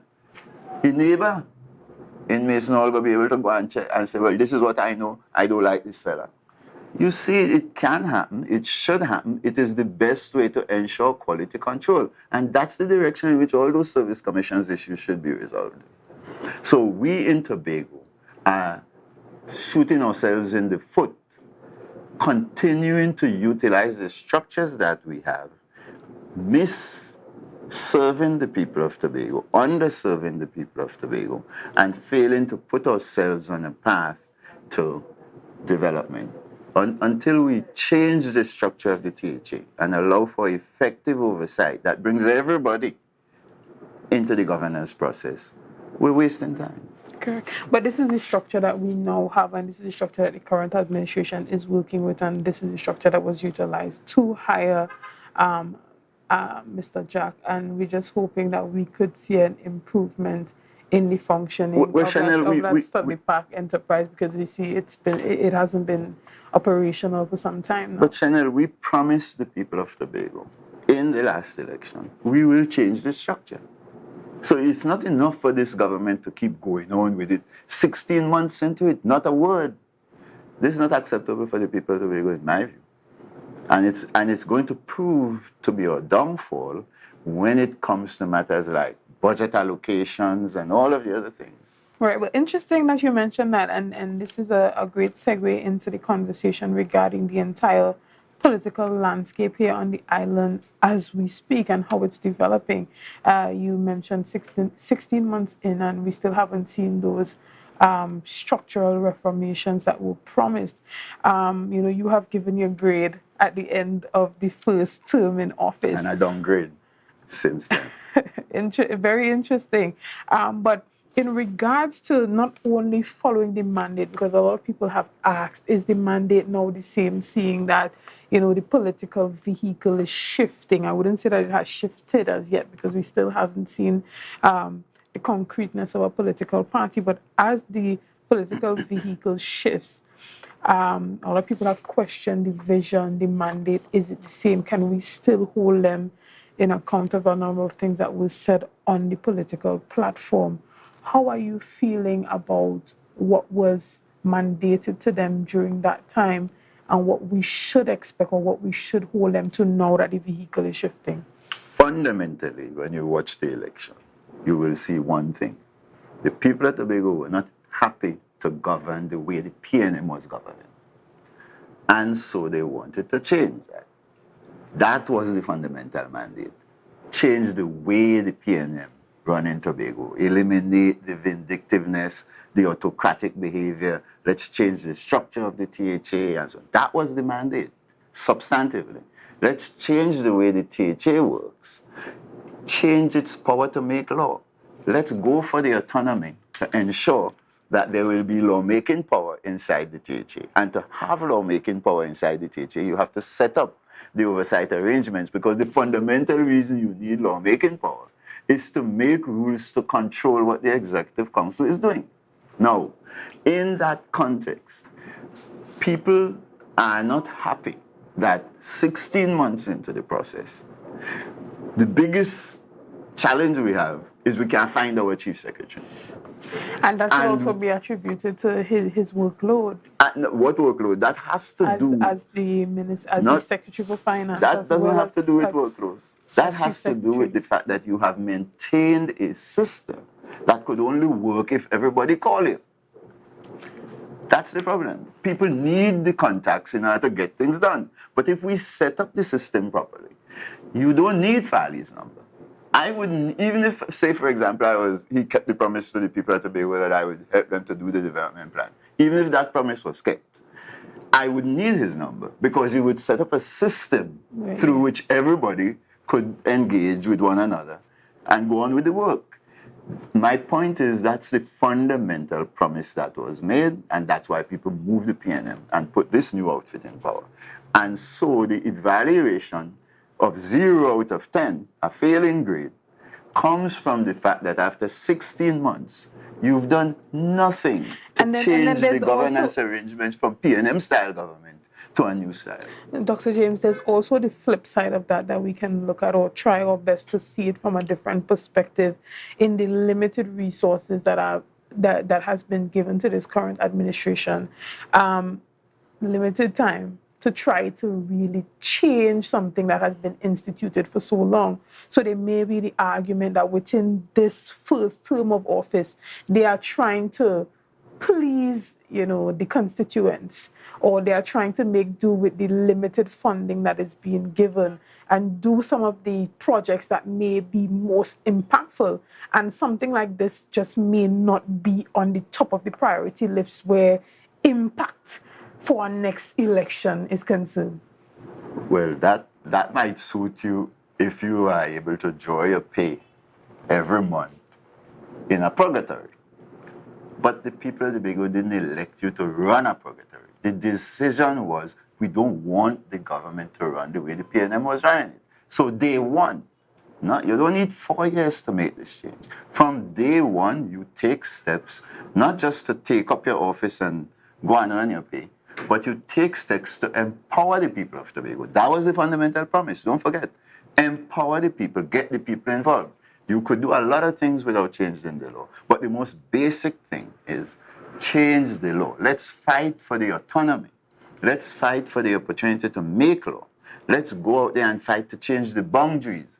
Take a look at one critical fact that is outstanding. Remember that big billboard that the PDP put up just on the main road there, saying about that the value of the oil and gas and so on.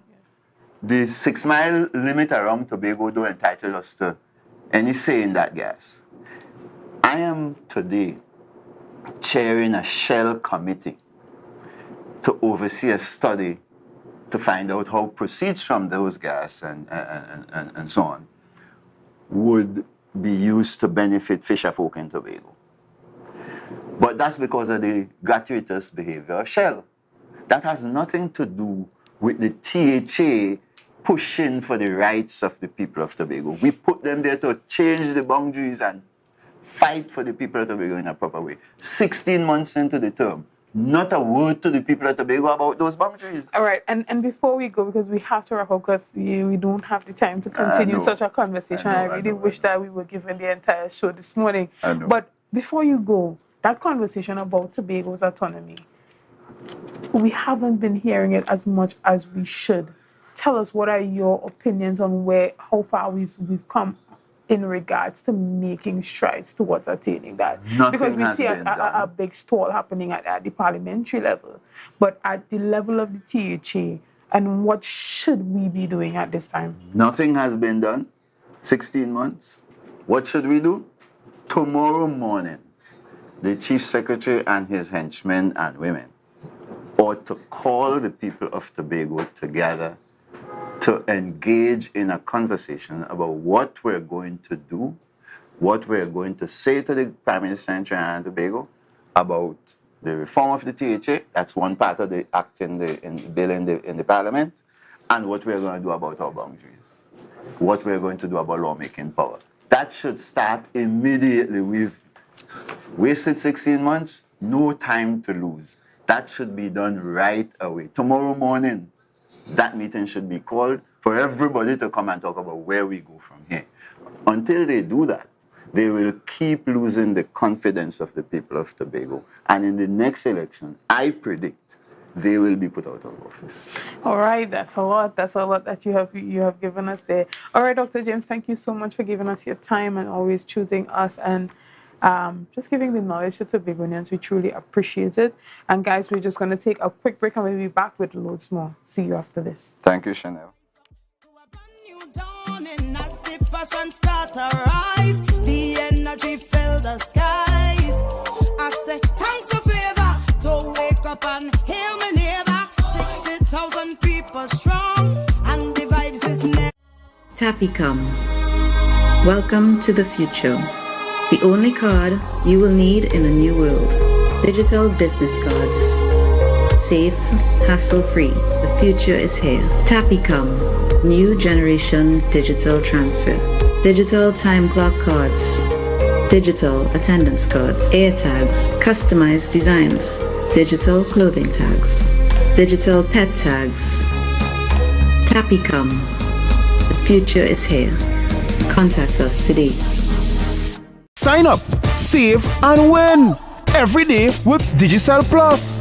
You could win a tablet or a TV every single day. Just sign up for Digicel Plus and like yourself. Visit digiceltt.com or a Digicel store to sign up now. Promotion ends May 19th and is approved by the NLCB.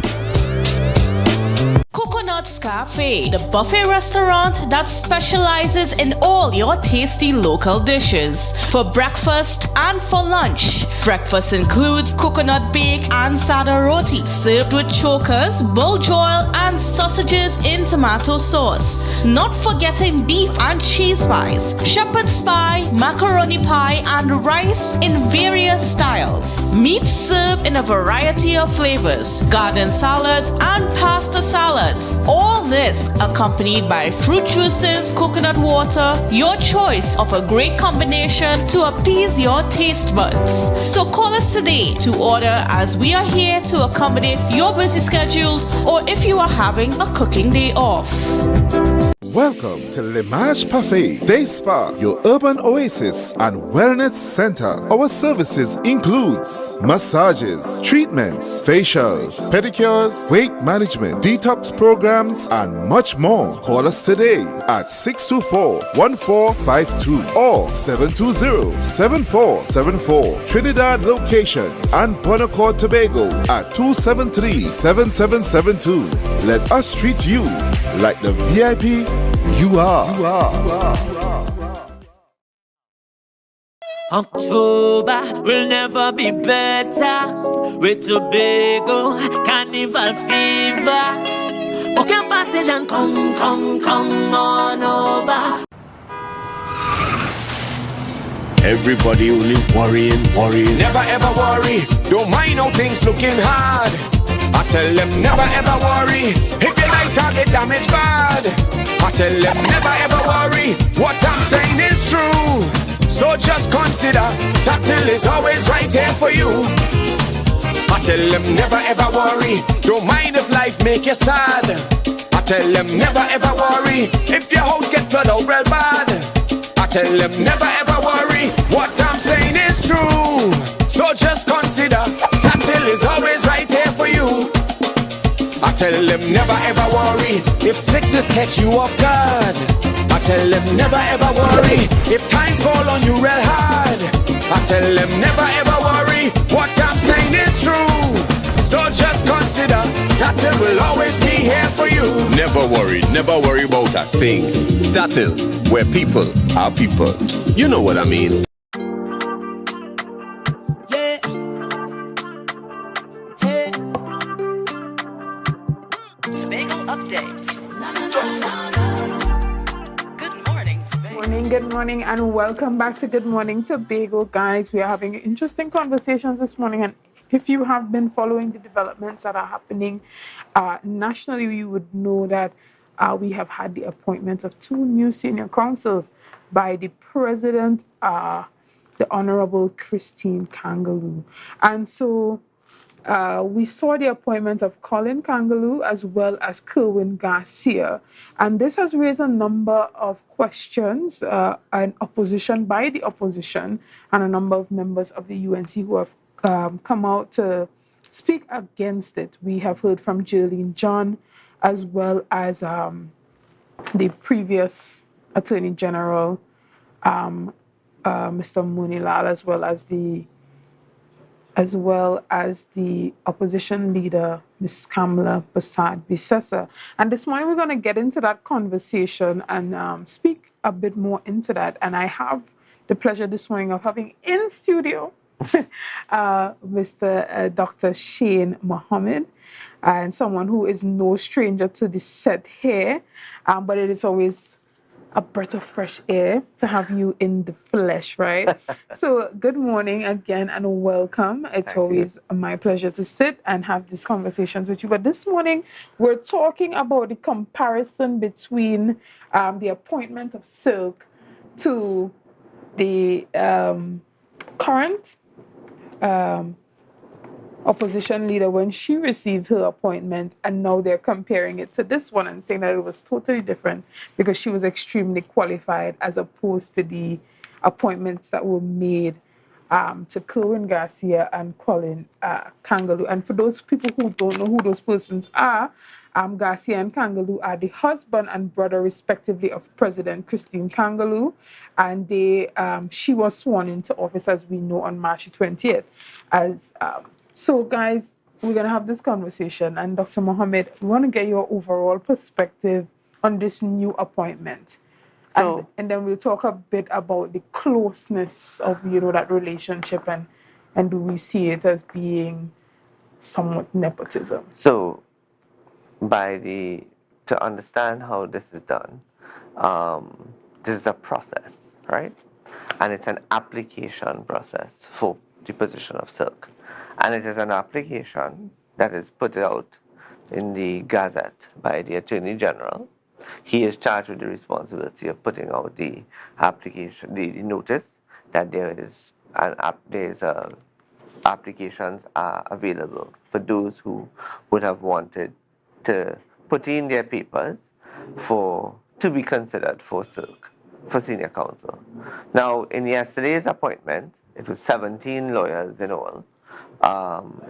16 of which got the instruments because Mrs. Lynette Cibrand's suite was unable to attend because of the passing of her mom. So she will get her appointment at a later date. But you have names such as Leslie and Lucky Samaru, who has been a senior advocate attorney in family and civil law for many years, right?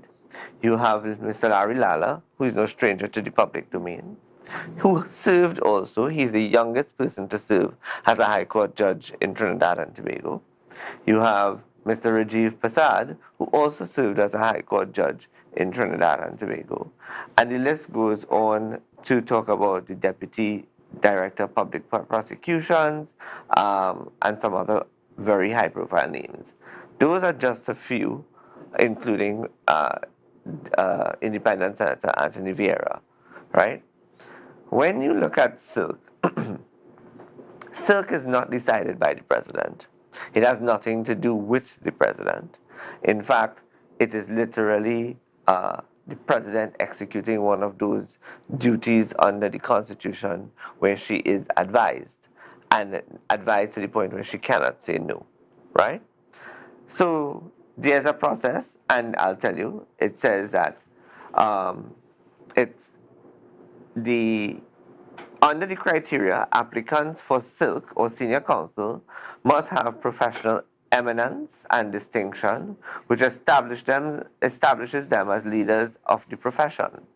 Sound intellectual ability, thorough, comprehensive, and up-to-date knowledge of the law and practice of the fields in which they practice, outstanding ability as an advocate in the higher courts, the highest professional standing, having gained the respect of the bench and profession in observing the advocate's duty to the court and the administration of justice, while presenting their client's case and being formidable, fair, honorable as an opponent, and most importantly, total professional integrity, maturity of judgment and balance, and a high quality of practice with at least 10 years experience.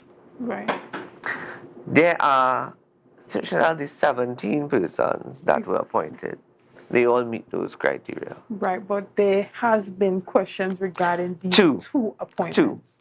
And I don't believe in this country that we should throw our hands up in the air and say this is nepotism, or this is cronyism, or this is association. Mr. Garcia, the president, prior to her, and even in her speech, prior to her taking up her appointment as president, made it very clear that her husband had over 30 years experience in practice of law, civil law more so. And her brother has also been eminently recognized, having sat on the High Court bench, right? The appointment comes through the application process, the vetting process. It is one where the Chief Justice has a say, the Attorney General has a say, the Prime Minister has an ultimate say, right? And then the recommendations are handed over to the President. This is who we have, this is what we want. Right. Why are we making much ado about nothing? Because someone happens to be recognized or related to the president. To be quite honest with you, one of the persons that should be in that lineup is Sharon Rowley. Why? Because Sharon Rowley is a senior practicing attorney who has had an eminent career in the legal profession. Had that been done, though, it would have been even worse, right? The opposition is making a lot of noise. What qualified Mrs. Kamala Persad-Visessa? What qualified Kamala Persad-Visessa as Prime Minister to give herself silk? What qualified, I could understand if Mr. Ram Logan wanted it because he had an illustrious legal career. He is a constitutional expert. I'm not a fan of Mr. Anand Ram Logan because I think he was a total failure as Attorney General. But as a legal mind, he's brilliant. So I could understand Mr. Anand Ram Logan giving himself silk. But what great, as I just pointed out, what great respect and legal contribution did Mrs. Persad-Visessa garner over her years in practice as an attorney at law? To give herself. To give herself silk. That's an excellent question. And it moves into the what comparison is that in the years that she has been an attorney at law, she has also been in active politics. Excellent. And the contribution that she has made in active politics is null and void in the argument for her to attain silk. So what nonsense is the opposition talking? We see your point there, Dr. Mohammed, because as I was about to go into the contributions that were made by Senator Jillian John, because she would have indicated that during the time of appointment of the then Prime Minister, when that appointment was given by President George Maxwell, she would have indicated that the Prime Minister, because of her being the first to do a number of things, had really deserved it. And she went on to list that she achieved many firsts in her career in public life, such as being the first Trinidad and Tobago female Attorney General briefly in 1995, while Prime Minister and opposition leader, right? So she would have said that would have been notable as a Make woman. the linkage to her appearances before the judges of the High Court. Make the linkage to her legal contribution and her legal submissions and her legal argument with landmark cases. Make the comparison, or justify it by talking about what she would have done in terms of making submissions before the judiciary, whether it be the judiciary of Trinidad and Tobago, whether it be the CCJ, whether it be the Privy Council. What was the eminence, legal eminence, that she would have accrued over her career? And sitting in the expectation of comments such as yours coming to the fore, Julian Jones, she would have indicated that Kamala Bassavi chose to use her legal ability to serve the public interest rather than to gorge on the state's briefs or large fees in private practice. That is what you call fluffing, right? That is what you call also fluffing. The criteria for silk clearly speaks about an attorney's contribution to the legal fraternity. It clearly outlines that the attorney must have gotten the respect of the bench, that they must have gotten the respect of their colleagues, that they must have gotten the recognition of those that were listening to them from a higher order, meaning the judiciary of Trinidad and Tobago and all other legal benches that exist, whether it be the Eastern Caribbean Court, whether it be the CCJ, as I say, whether it be the Privy Council. I mean, Mr. Larry Lala, when you look at his CV, he has been called to the bar in Florida. He has served as a judge in Trinidad and Tobago, and the list goes on and on. He's fought and has advocated in many high-profile matters. The same could be said about Mr. Kerwin Garcia, Mr. Colin Kangaloo, Mrs. Leslie and Lucky Samaru, Mr. Rajiv Prasad, Mr. Dipnarayan Rampasad is a senior, not only a senior, eloquent, respected attorney from San Fernando, but who is also head of his own law firm, right? Right. But then there's criteria to attain silk or senior counsel, but it's difficult to quantify much of it, because then it says that to attain senior counsel status, they are looking for professional integrity. How does one define professional or measure professional integrity?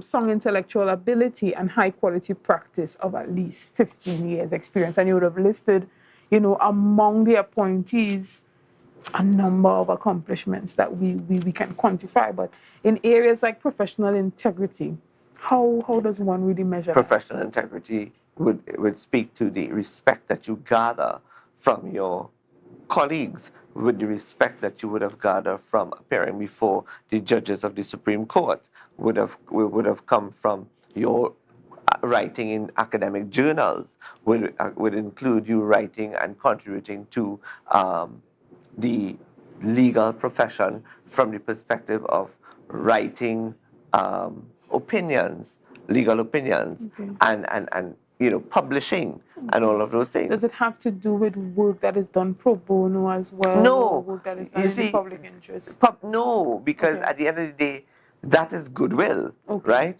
When I have a serious problem with people who talk about the goodwill that they do, right? When you do pro bono work, Chanel, when you do public interest work, when you do matters that are in the interest of the public, then it does not, you let the people judge you by it. You don't self-recognize or cause your allies to thump your shoulder that, oh, she's done this, that, and the other. The point is, Mrs. Prasad Bisasa only got silk because she was prime minister, and she gave it to herself. Had she done something of great magnitude in the legal profession, I think everybody who actually was looking on and were actually very upset by it would have, if she had done something great, they would have said, okay, it's well deserved. Interesting contributions there. But I want to draw back a little bit to the contributions made by Dr. Vanas James previously, talking about that oversight, right? And in regards to these appointments, do you think that maybe some level of oversight and reformation in the appointments and the level of transparency connected to it could really improve the public perception of these appointments? Chanel, like Dr. Vanas James, I am also a great advocate at this stage of our democracy, especially as it pertains to the relationship between Trinidad and Tobago, as it pertains to our the functioning of our institutions, as it pertains to transparency and accountability of different elements of and organisms of the state. And you just highlighted one, the appointment of Silk. I could go on and talk about how FULs firearm user license are handed out. I could talk about the functioning of how persons are promoted within the public service. I could talk about the financial independence and of Tobago. I could go on and talk about Tobago's autonomy. I could go on and talk about holding people accountable for their actions who are in public office. We are in dire need of constitutional reform. And what I want to say to the people of Tobago and those who may be listening in Trinidad is that if we don't get our act together and we don't start paying attention to the things that matter the most, which is how do we go forward as a nation, how do we go forward as a people, we cannot continue with what currently exists. We're operating under a 1976 Constitution, and a 1976 Constitution that is completely and utterly outdated and is in need of serious coming together of not only legal minds, but the social scientists, the political scientists, the legal minds, coming to stakeholders from the business sector, right? Looking at different models as to how we can reform. When Dr. Rowley... Dr. Mohammed, I don't mean to cut you off there, but what I want to say is this. When we see the trend behind constitutional reform that has been happening, we see that constitutional reform happens in the benefit of an administration. Similarly to the local government elections that were due this year, we see it shifting. How do we, as the public, as Dr. Vanas James would have stated in regards to creating a mechanism to hold the government accountable, find a means where constitutional reform comes from that policy advocacy? Because we haven't seen it really working where, I'm trying to think about cases where the Constitution was reformed based on a public outcry for X. And it's very rare. So how do we go ahead to trigger constitutional reform in the public interest as opposed to the political interest of our reigning administration? Because at the end of the day, one of the things that an administration has to do, and that is why I am advocating also for what I call disruptive politics, which would mean that you see the same way Tobago took the opportunity to wipe out the PNM and bring in what was the former PDP, which is now the independent administration.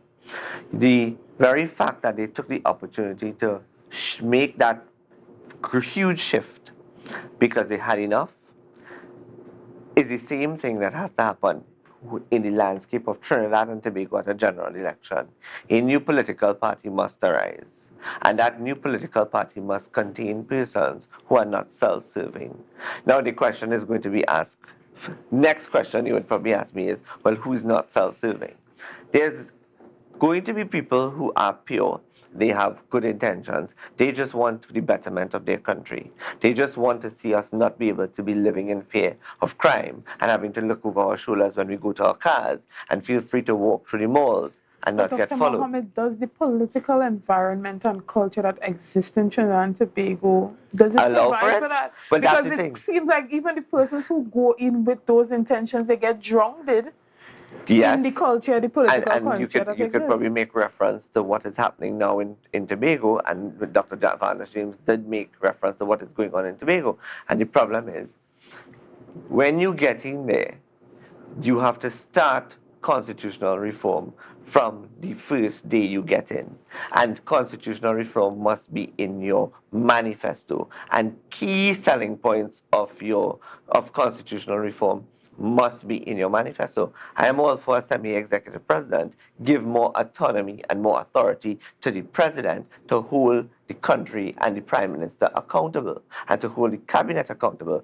Give more authority to the parliament to hold the cabinet responsible for their promises. So what Trinidad and Tobago requires is a hybrid system of both the Westminster and the American system as it pertains to accountability and transparency, as it pertains to the appointment of maybe ministers.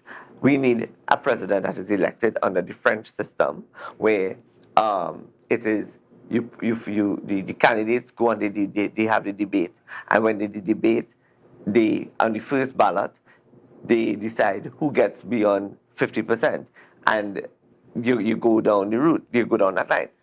The name of that process is skipping me at the moment, but the French system is actually a very good system for us to elect a president. It's simple, it's easy, and anybody can run. You don't have to belong to a political party.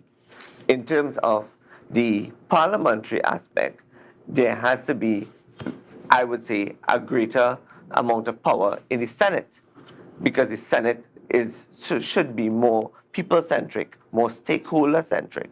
But you see, Chanel, I'm also not going to be giving advice or ideas to political parties, because they may take it. I may get up tomorrow morning and hear Kamala Prasad, Julian John repeating the very thing I just said. Mm-hmm.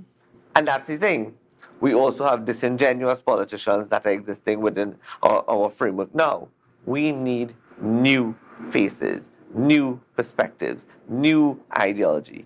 Maybe people that look like you and I to be moving into the thing. However, we do need to take, I would say this to Tobago, call into account your administration here in Tobago, because there's work to be done. And the work will not get done if they are fighting with Trinidad. And I couldn't think about a better note to end on for this conversation, Dr. Mohammed. Guys, we're going to take a quick break and we'll be back with much more.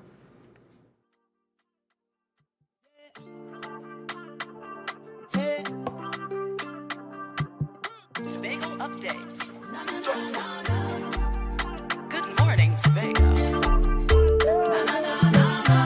Wake up with Candace and Denasia. Let's go!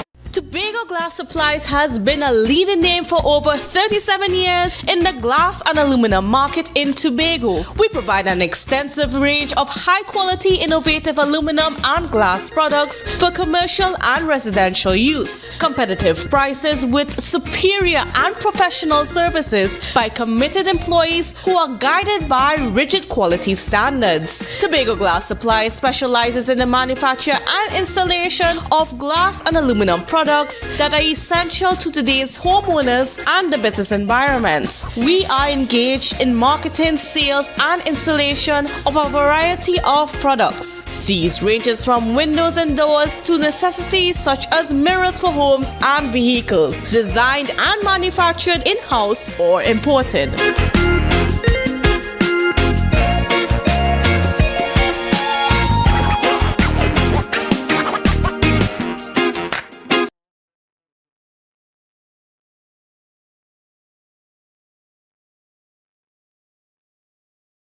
The best place to stay in Tobago is at Thorns Place with rates starting as low as 200 TT. Call or WhatsApp 745-7306 or 682-8676. We are located uptown Scarborough, 5 minutes away from the port. Remember, at Thorns Place, our aim is to make your stay safe and affordable.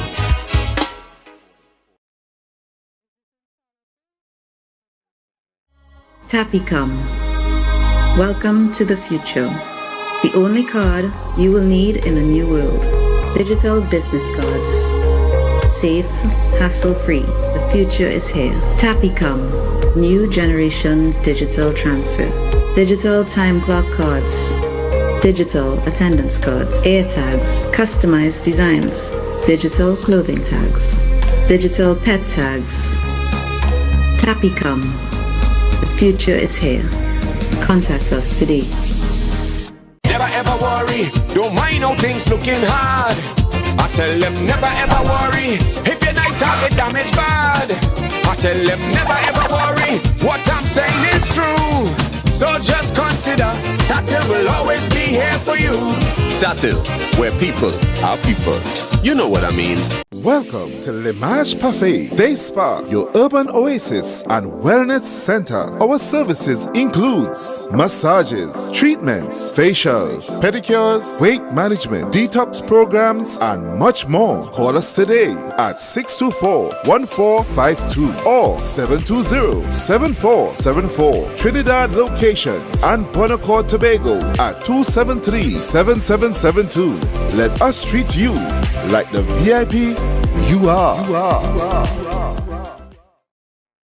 Coconut's Cafe, the buffet restaurant that specializes in all your tasty local dishes for breakfast and for lunch. Breakfast includes coconut bake and sada roti served with chokers, bull joil and sausages in tomato sauce. Not forgetting beef and cheese pies, shepherd's pie, macaroni pie and rice in various styles. Meat served in a variety of flavors, garden salads and pasta salads. All this accompanied by fruit juices, coconut water, your choice of a great combination to appease your taste buds. So call us today to order, as we are here to accommodate your busy schedules or if you are having a cooking day off. If you see or know about a crime, report a crime safely and anonymously. Call 800-TIPS. Help stop crime. You can play your part safely and anonymously. Report a crime. Earn a reward. Call 800-TIPS. Help stop crime. Be a hero. Champion. Fearless citizen. Be a crime stopper safely and anonymously. Call 800-TIPS. Help stop crime. You can now get whatever you need whenever you need it anywhere in Tobago with Tobago. Your meals, medication, groceries, and shopping all delivered directly to you. No more hassle, no more stress. Get the Tobago app today on Google Play or Apple App Store. That's TAPPOGO and let us deliver to you. Check our website at www.tapogo.app or call the experts at 494-TOGO and 484-4746. Tobago. Relax. We will get it to you. Tobago's at your service. October will never be better with Tobago Carnival fever.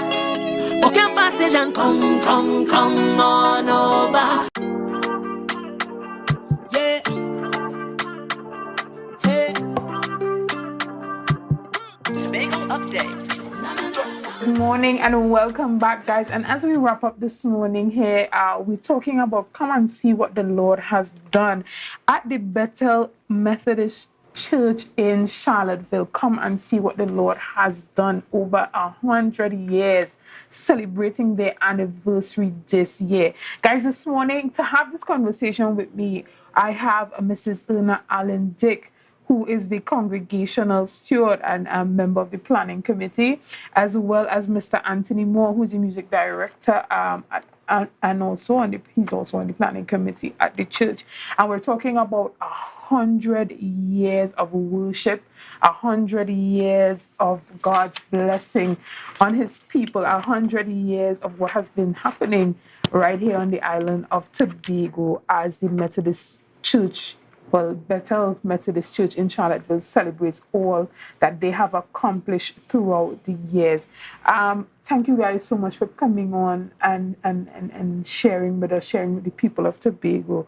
We come and see what the Lord has done when we look back at everything that God has done over the 100 years. And even before that, there is always something to celebrate and something to be happy about and something to testify about. And I'm sure at this 100th year ceremony, we're going to hear a lot of testimonies about some of the things that we have seen done, where you guys started and where you are now, and how God continues to work his magic in your assembly. So tell us a bit about this 100-year celebration. This church, in its present location, was commissioned in 1923. It actually started with the journey at the top of the hill, which is called Mount Stewart, where the first church was. And then because of challenges with the distance from the village, and also there was an early hurricane that made that area sort of the building not worthy to occupy. The building came down into the village, and just above its present location, where we had what you call a chapel school. So you had the chapel school at the top of the hill at Mount Stewart, and the chapel school down in the village. And those lands in the village were given to the Methodist Church by the Turpins. The building that was at the top of the hill was given, the land was given to the church by Mr. Tucker, who would have been would have owned the Speyside estate. And then this present building is 100 years old in its present location. And of course, the celebration surrounds all of that. And I know we have to move quickly, so I'll ask Sister Erna to indicate what we are doing in the celebrations. Even before we get to Sister Erna, I want people to understand that even as we celebrate 100 years in existence of the church, we cannot forget the history that surrounds the area, the village, as well as the people. Yes. Because outside of just the religious context, a lot was happening during that time. That's right. So it was a totally different Tobago 100 years ago. And so the church, even as it celebrates 100 years in existence, or just in what it's doing, we have to think about the setting, the environment that existed in that time, the plantations, the type of mentality, That's right. A number of settlers that were here on the island, some of the colonial powers that still lingered around at that time. So give us some of the context as to what type of Tobago did we see during the initial stages of this church? What was Tobago like at that time? So we're talking about a Tobago, and of course a Charlottesville that just was pulling itself together in the early time of colonialism, coming out of slavery. So most of these members were the children of slaves, actually, and they really toiled hard.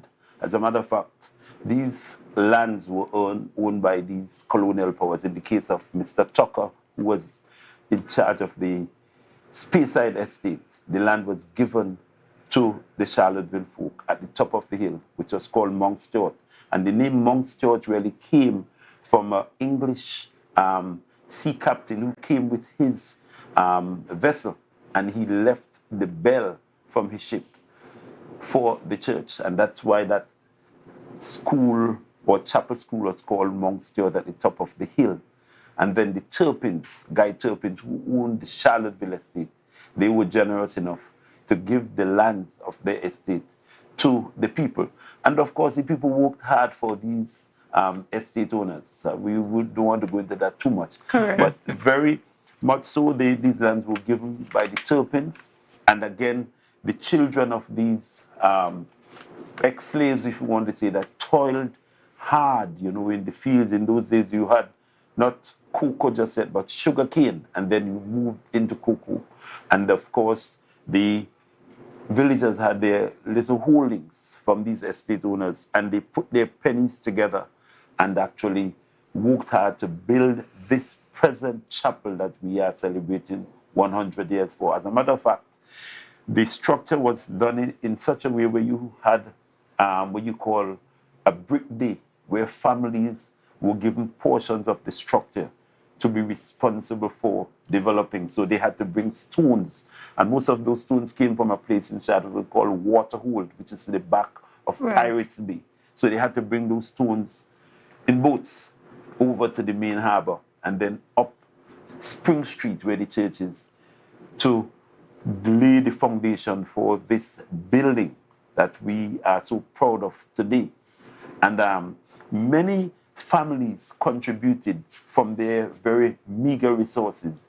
The Carringtons, the Lewises, the Nicholsons, the Moores, and there are so many other names that you can call that made their personal contribution.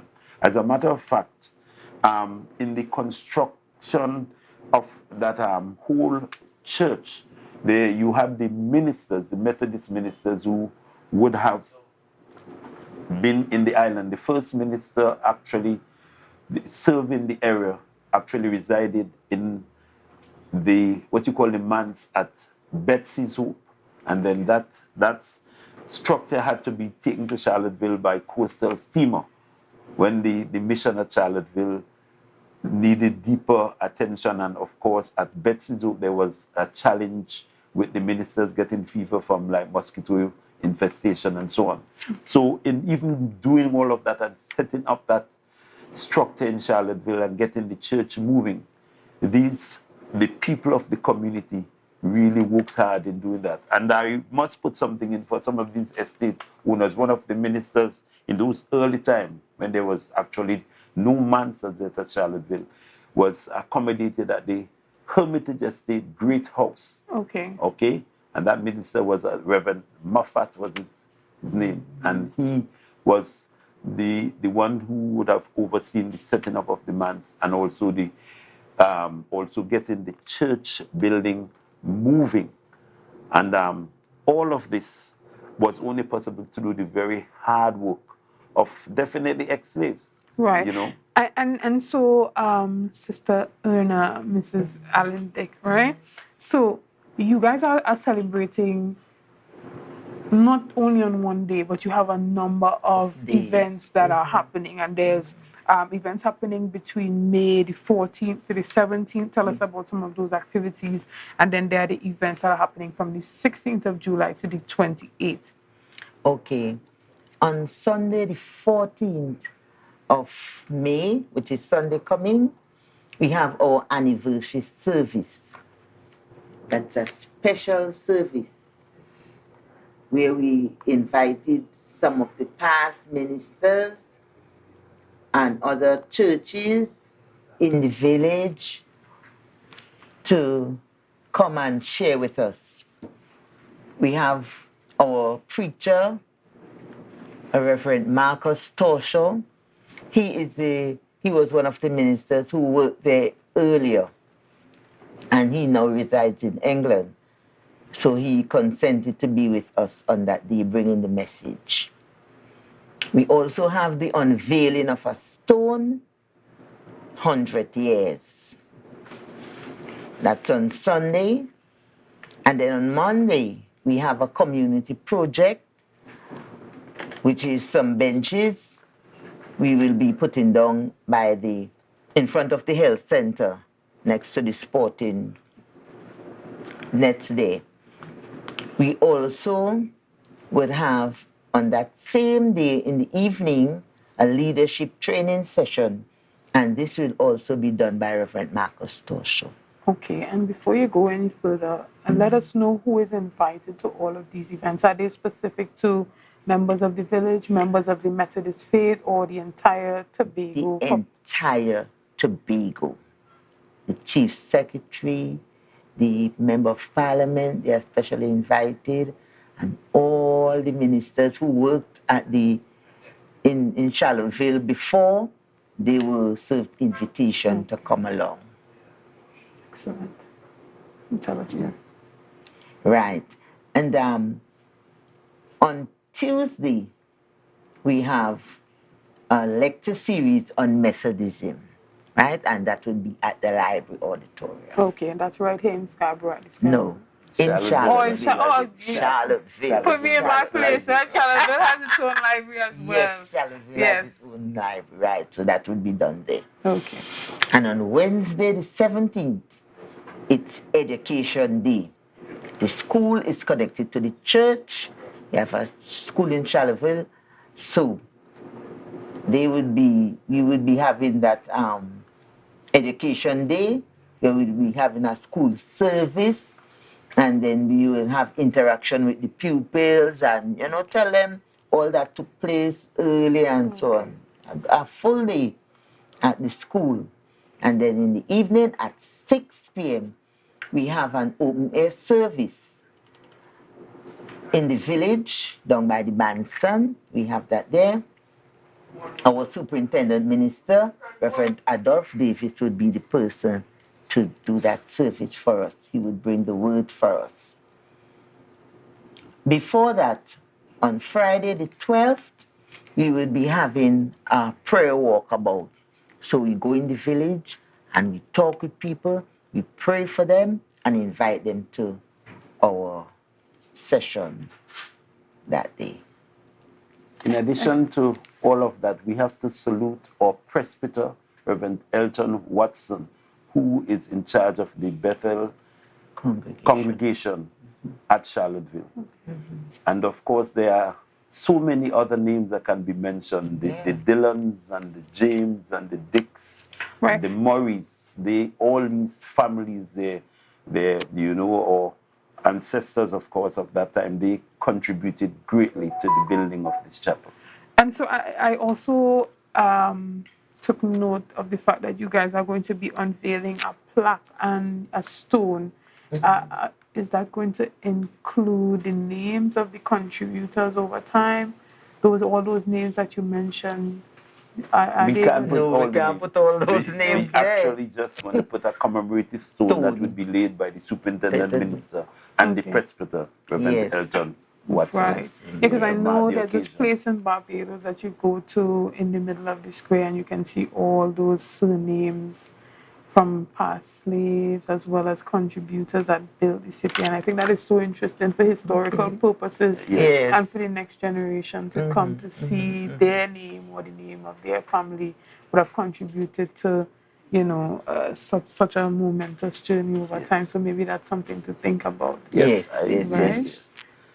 And those activities, as Sister said there, would incorporate the community in a very significant way. For example, we want to mention the interdenominational choir festival, where we are taking the denominations within the village to come with music, and you are going to be doing a song of the Methodists that you use in your faith. And we are going to sort of explain how the song came about and some of the musical information that is needed to the Baptist and the Pentecostal and the Adventist and the Anglican. And your choir could be made up of people across the nation. It doesn't have to be just Charlottesville Anglican and Charlottesville Pentecostal. It could be, yes. And yes. Right, that is done in July. So, and on the 17th of July, we have the health and essential services outreach, where we invite the essential services to come and have their day with us. And on Tuesday the 18th, Brother Maud explained this good to you, Men on the Move. And that is very significant because we are looking at a society, even across Tobago, where we are having challenges with our men and young men and how we sort of take care of our children and how we deal with community issues. So on that day, the men are going to be engaged in board games, in card and chess and draft and dominoes. But in between those games, we are going to pause to have conversation with the men as to what can we do to improve our community. How can we interact with the younger men? How can we be good fathers in our homes? How can we guide our children? How can we involve our young people in development that is to develop the human resource in the community? And that would be the main focus on that day, Men on the Move. Yes. Right.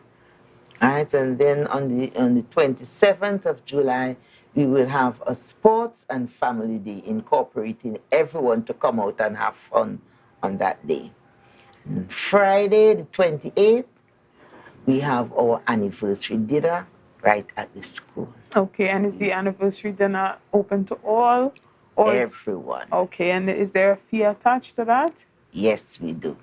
Okay, all right. So you don't want to say the fee. You don't want to say the fee? We can contact you to find out more information. $200, of course. All right, excellent, guys. Well, you heard it here. The Bethel Methodist Church of Charlottesville is celebrating 100 years with a number of activities. That's probably too much for us to remember, but if you want to get into contact with them and you want to find out more about these activities, how you can get involved, your family, your church, can get involved with them, you can contact them. You guys want to leave a contact number so that the public can reach out to you?